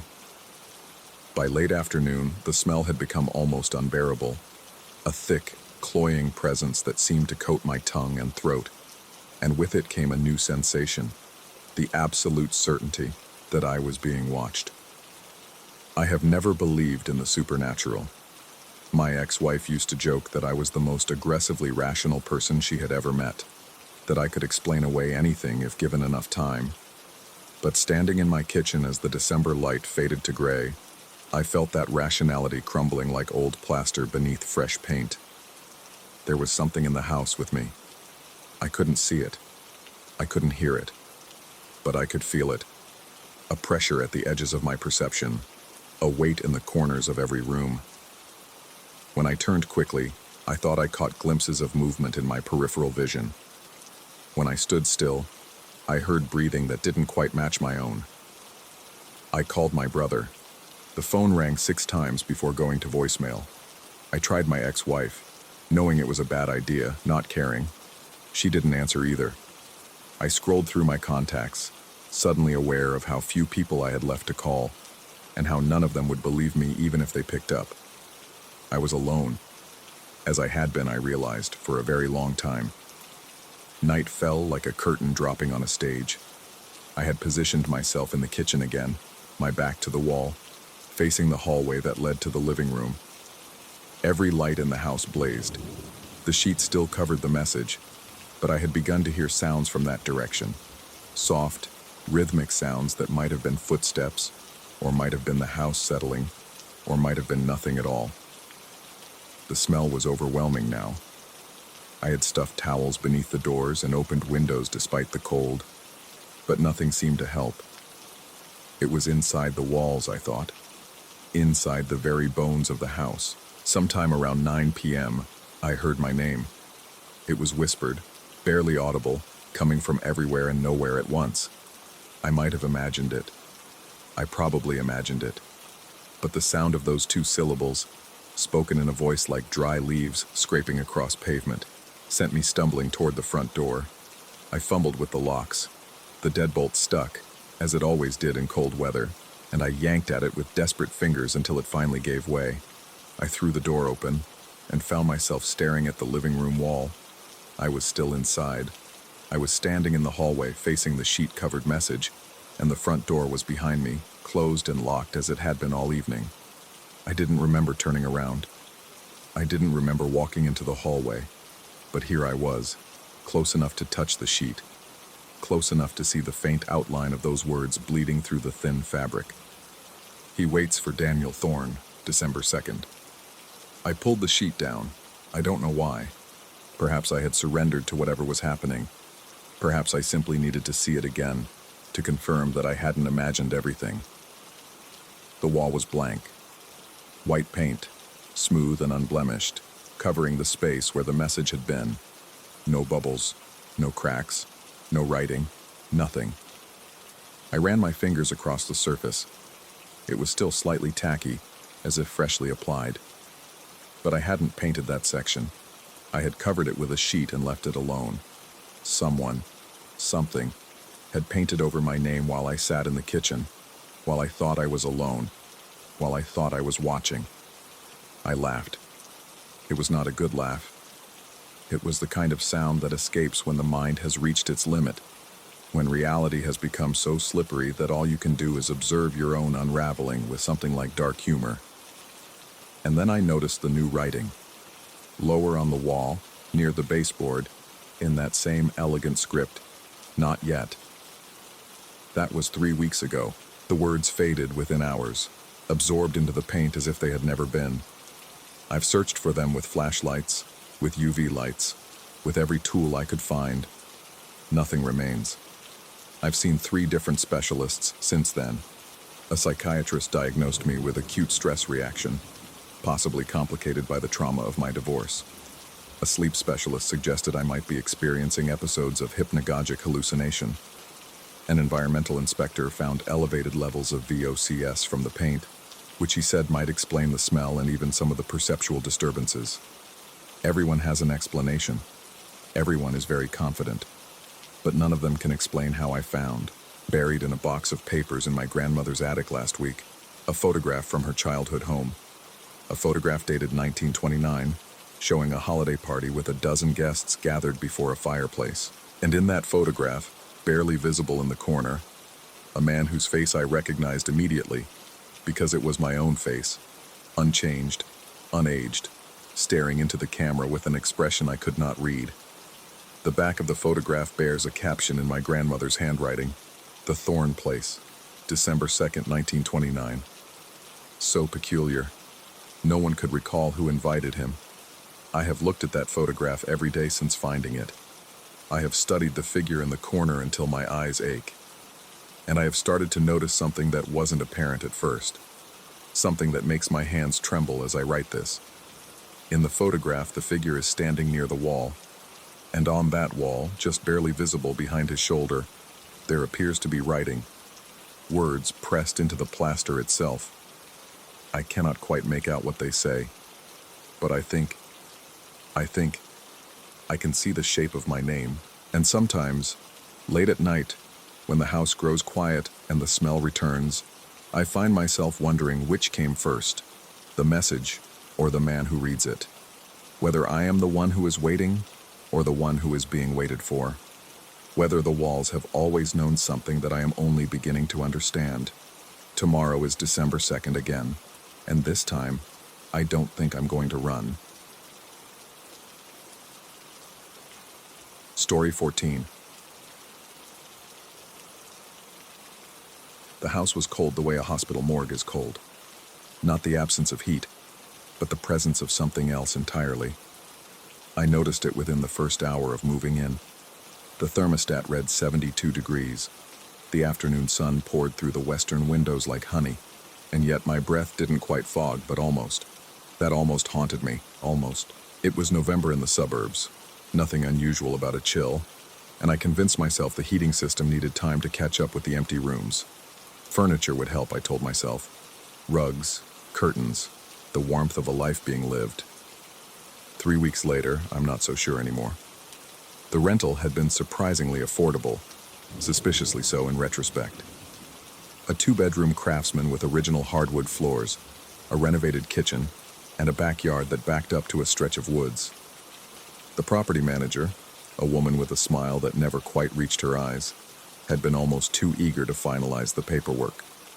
She'd waived the security deposit entirely, citing a promotional period. When I asked how long the previous tenant had stayed, she'd glanced at her phone and mentioned something about scheduling conflicts. It wasn't until my neighbor wandered over on my 5th day, an elderly man with the careful movements of someone who'd learned to distrust his own bones, that I began to understand. He didn't introduce himself. He just stood at the edge of my driveway, watching me unload the last of my boxes, and asked how I was sleeping. Fine, I told him. Just fine. He nodded slowly, the way people nod when they don't believe you but have decided not to argue. Then he mentioned, almost casually, that I was the 7th tenant in 2 years. None of the others had lasted more than a month. When I pressed him for details, he simply shrugged and said they'd all left the same way, quickly, quietly, and without forwarding addresses. I laughed it off. Old houses have reputations, I told myself. Small towns have gossip. People project their fears onto empty rooms and creaking floorboards. But that night, lying in bed with 3 blankets piled on top of me, I couldn't shake the image of his face, the way he'd looked at the house behind me. Not with fear exactly, but with something closer to pity. The cold has a texture to it. I know how insane that sounds. Cold is the absence of warmth, a measurable phenomenon, molecules moving slower. It doesn't have texture any more than darkness has weight. But in this house, the cold feels thick, viscous, like wading through water that's just above freezing. Some rooms are worse than others. The hallway between the bedroom and bathroom is the worst. I've started holding my breath when I walk through it, as if the cold might seep into my lungs and crystallize there. I called a heating specialist during my 2nd week. He spent 3 hours checking ducts, inspecting the furnace, running diagnostics on the thermostat. Everything was functioning perfectly. Better than perfectly, actually. The system was pushing out heat at a rate that should have made the house tropical. He couldn't explain where all that warmth was going. He suggested insulation issues, drafts from the foundation, even a thermal camera sweep. None of it revealed anything unusual. When he left, I noticed he hadn't taken off his jacket the entire time he'd been inside. I started wearing layers, sweaters over long-sleeve shirts over undershirts, wool socks doubled up, a knit cap to bed. The cold didn't care. It found its way through the fabric, through my skin, settling somewhere behind my sternum, like a splinter of ice I couldn't cough up. And then the whispers started. I don't mean voices. I want to be clear about that. There were no words, no discernible language, nothing that would suggest another presence in the house. It was more like the memory of sound, a susurration at the edge of hearing, the auditory equivalent of seeing something move in your peripheral vision and turning to find nothing there. It happened most often at night, in that liminal space between wakefulness and sleep, when the mind is most vulnerable to suggestion. At first I attributed it to the house settling. Old wood contracts in the cold, pipes expand and groan, foundations shift incrementally. These are rational explanations. I clung to them like a life preserver. But the sounds didn't behave like settling. They responded to me. If I sat very still in the living room, the whispers would drift closer, circling me like curious animals. If I moved suddenly, stood up, cleared my throat, turned on a light, they retreated, not disappeared. Retreated. There's a difference. Disappearing suggests something was never there. Retreating suggests something is waiting. I bought a white noise machine. The whispers threaded through it, weaving between the artificial static like silk between fingers. I tried sleeping with the television on. The whispers pooled beneath the dialogue, a current running under the noise, patient and persistent. I stopped sleeping much at all. The exhaustion did something to my perception. I'm aware of this, clinically. Sleep deprivation causes hallucinations, paranoia, cognitive distortions. The human brain is not designed to function without rest, and when denied it, the machinery begins to misfire in spectacular ways. I've read the studies. I understand the science. But understanding doesn't make the shadows in the corners behave correctly. They've started lingering. The shadows, I mean. When I turn on a light, they don't flee instantly anymore. There's a hesitation, a reluctance, as if they've grown comfortable and resent being disturbed. Some mornings I find them in places they shouldn't be. A dark patch beneath the kitchen table where the overhead light should reach. A smudge of gray on the bathroom mirror that doesn't wipe away. I've started photographing them. My phone's camera shows nothing unusual. The pictures look like any other pictures of any other empty room, but I can feel them watching me through the lens, aware that I'm documenting, amused by the futility. Who keeps a record of darkness? I tracked down one of the previous tenants. It took considerable effort. The property manager had been vague about forwarding information, and the neighbor either didn't know or wouldn't say. But public records are public for a reason, and a former tenant's name appeared on a utility transfer from 18 months ago. A woman, mid-30s. She'd moved across the state to a small apartment in a town I'd never heard of. I called the number listed. She answered on the 7th ring. And when I mentioned the address, there was a silence so complete I thought the connection had dropped. She asked me how long I'd been there. When I told her 3 weeks, she made a sound that might have been a laugh or might have been something else entirely. Then she said something I haven't been able to stop thinking about. She said the cold wasn't coming from outside. She said it was coming from inside. Not inside the house, but inside the people who lived there. She said the house didn't take heat, it took warmth. And there was a difference. When I asked what that meant, she hung up. I called back 4 times. She never answered again. I've started noticing things about my own body. Small things. My hands are always cold now, even when I'm wearing gloves, even when I'm holding them over the stove burner. The tips of my fingers have a grayish tinge that doesn't go away no matter how much I rub them. When I look in the mirror, my lips seem paler than they used to be, my eyes more hollow, as if something is slowly being leached from behind my face. I've lost weight, 7 pounds in 3 weeks, despite eating more than usual. My body craving calories, craving fuel, craving anything it can burn to stay warm. The hunger is constant, gnawing, but nothing satisfies it. I eat, and the emptiness remains, settling deeper into my bones. The worst part is the emotional blunting. I realized it yesterday when my mother called, excited about some family news, and I couldn't muster the appropriate response. I said the right words, made the right noises, but underneath there was nothing, just cold, just that thick, viscous emptiness where my feelings used to be.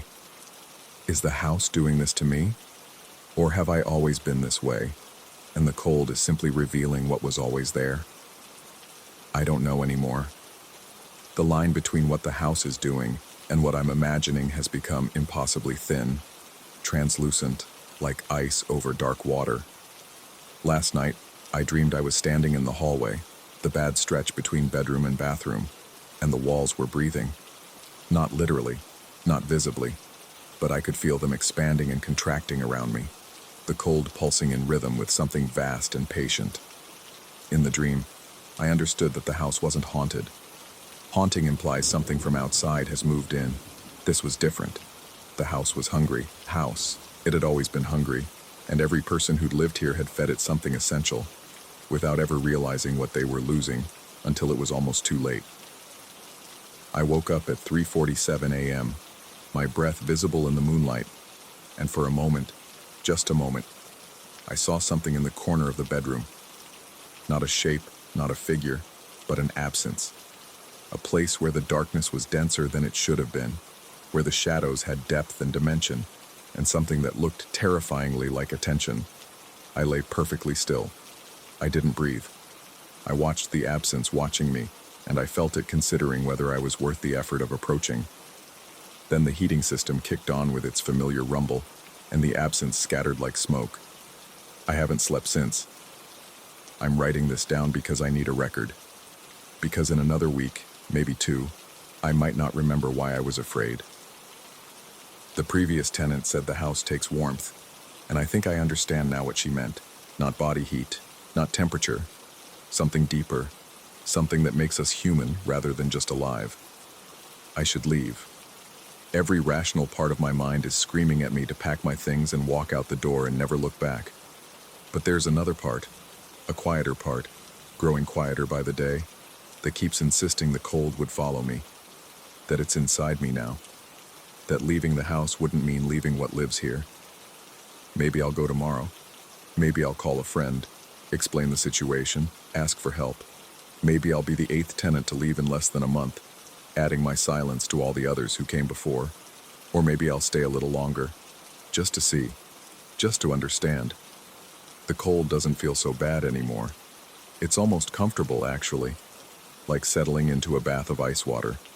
The initial shock giving way to numbness, the numbness giving way to something that feels almost like peace. That's how it gets you, I think. Not through terror, but through surrender. Not through pain, but through the slow, seductive absence of feeling anything at all. The thermostat reads 72 degrees. My breath is definitely fogging now, and somewhere in the walls, in the spaces between the studs and the insulation, something that isn't quite sound is growing louder, growing closer. I should be afraid. I think I've forgotten how. Story 15. The door was open again. I stood at the threshold of my bedroom, bare feet pressing against the cold hardwood, staring down the hallway at the living room door. It hung ajar by exactly 3 inches. I knew because I had measured it every morning for the past 11 days. Always 3 inches, never more, never less. As if something on the other side wanted me to know it had been there. Wanted me to understand that the closed door I remembered locking before bed was merely a suggestion it chose to ignore. The apartment was silent in that particular way old buildings have at 6 in the morning. A weighted quiet that feels less like the absence of sound and more like the presence of something listening. I could hear my own heartbeat thudding in my ears. Could feel the subtle vibration of the refrigerator humming 2 rooms away. Could almost taste the staleness of air that hadn't moved all night. I had lived alone for 3 years. 3 years of predictable mornings, of coffee brewing at 6:15, of the familiar creaks and groans of a building settling into its bones. I knew every sound this place made. I knew which floorboard would protest when stepped on. Knew the specific rattle of the bathroom pipes when the upstairs neighbor showered. This apartment had become an extension of my body, and I understood its rhythms the way you understand your own breathing, which is why the door terrified me. It started 2 weeks ago. I woke up, shuffled toward the kitchen for water, and noticed the living room door standing open. I didn't think much of it. Perhaps I had forgotten to close it. Perhaps a draft had pushed it open. The building was old after all. Things settled. Things shifted. I closed it, drank my water, and forgot about it entirely. The next morning, it was open again, and the morning after that. By the 4th day, I had developed a ritual. Before bed, I would stand at that door and close it deliberately, pressing my palm flat against the wood until I heard the click of the latch catching. I would test the handle, pulling gently to confirm it had sealed. Then I would go to sleep, telling myself I was being ridiculous, that there was a logical explanation: thermal expansion, a faulty latch mechanism, the subtle tilting of an old building. On the 5th morning, when the door stood open at its precise 3-inch angle, I bought a camera. It was a simple setup, nothing fancy, just a motion-activated security camera I found at the hardware store. I mounted it on the bookshelf across from the living room door, angled so it could capture the entire frame. The clerk had asked what I was hoping to catch, and I had mumbled something about package thieves. I couldn't tell him the truth. I couldn't explain that I was surveilling my own apartment because a door refused to stay closed. That night, I performed my ritual with extra care. I closed the door slowly, reverently, as if the camera's presence demanded formality. I tested the latch 3 times. I stood there for a full minute, listening to the silence, waiting for something. I didn't know what. When nothing happened, I went to bed. Sleep came reluctantly. I lay there in the darkness, acutely aware of the camera's red recording light blinking somewhere in the distance, casting an almost imperceptible glow against the hallway ceiling. I thought about what I might see in the morning. A draft, a settling foundation, perhaps a mouse, pushing against the door with surprising strength. Anything would be better than the shapeless dread that had begun to coil in my chest, whispering that some mysteries are better left unexplored.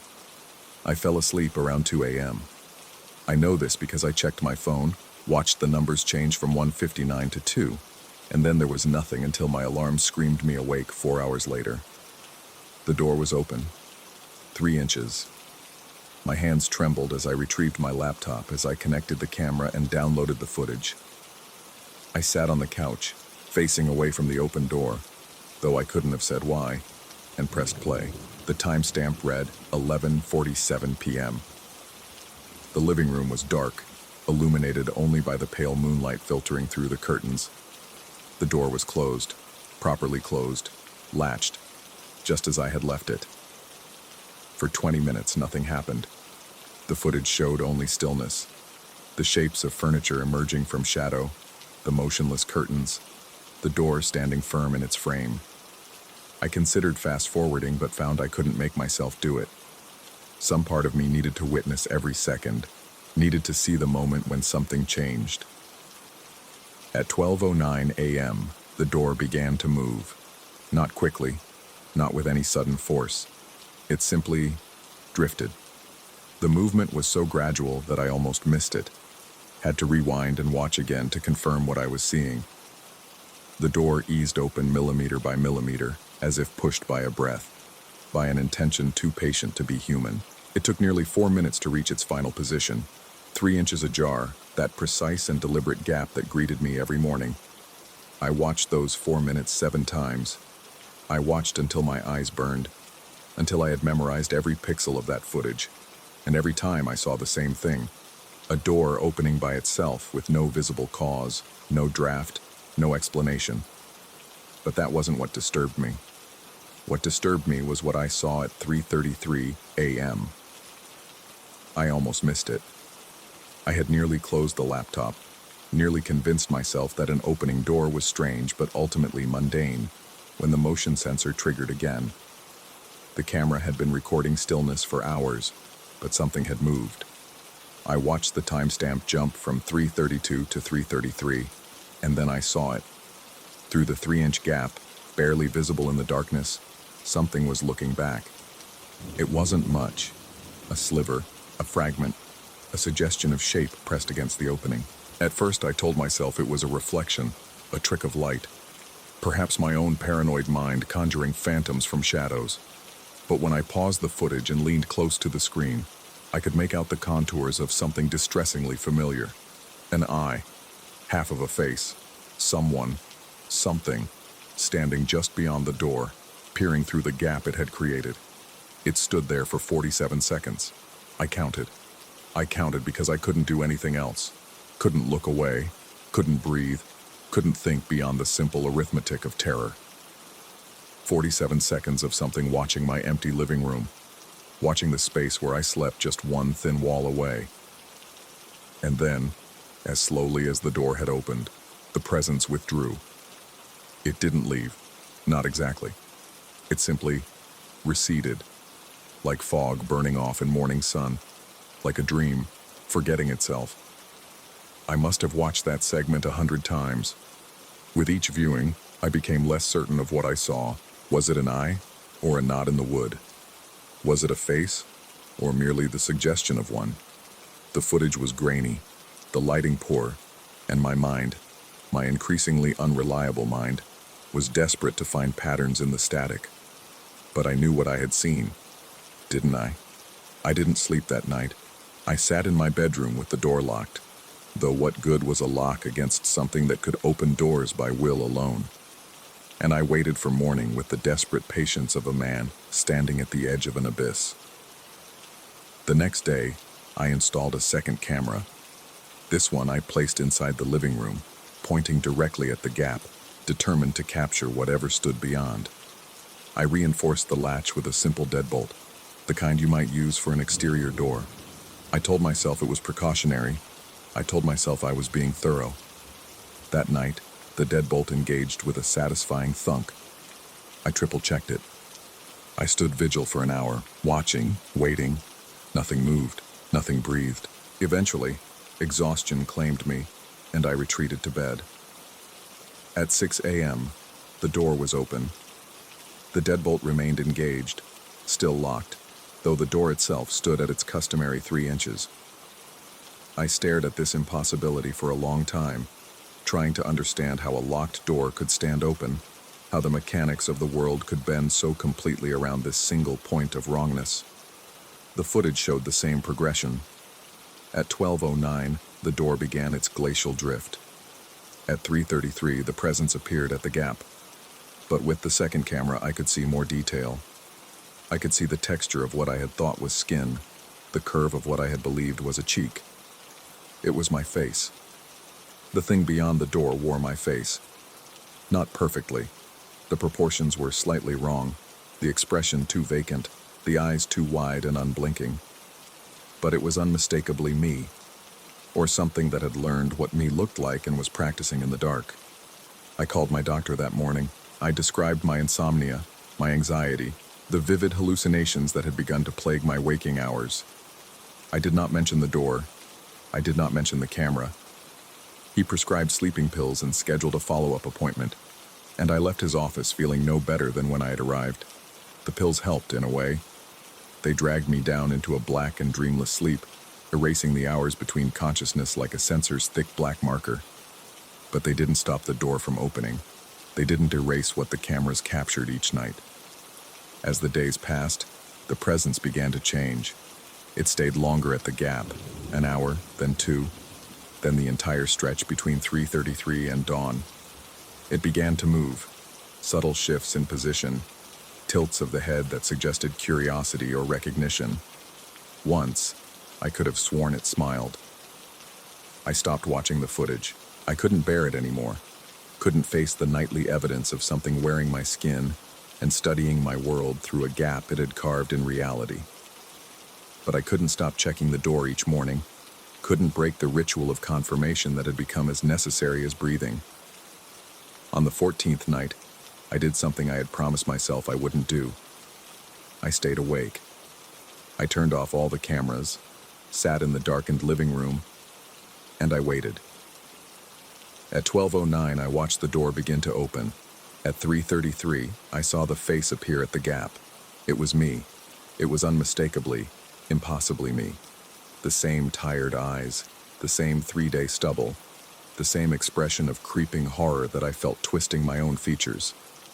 We stared at each other across that 3-inch divide, and I understood with a certainty beyond reason that it was studying me with the same terrified fascination with which I studied it. I wanted to speak. I wanted to demand answers, to ask what it was, what it wanted, why it had chosen me. But my throat had closed around the words, and all I could do was watch as it watched, mirror gazing into mirror, neither of us willing to look away. When dawn came, it receded. The door remained open at its 3-inch angle. I sat there until the sun had fully risen, until the ordinary sounds of morning, traffic, birdsong, the upstairs neighbor's shower, had convinced me that the world still functioned according to its usual rules. That was 3 days ago. I haven't slept since. I've considered every explanation. Carbon monoxide poisoning causing hallucinations. A tumor pressing against the parts of my brain that distinguish real from imagined. A complete psychotic break, my mind fragmenting under stresses I hadn't recognized.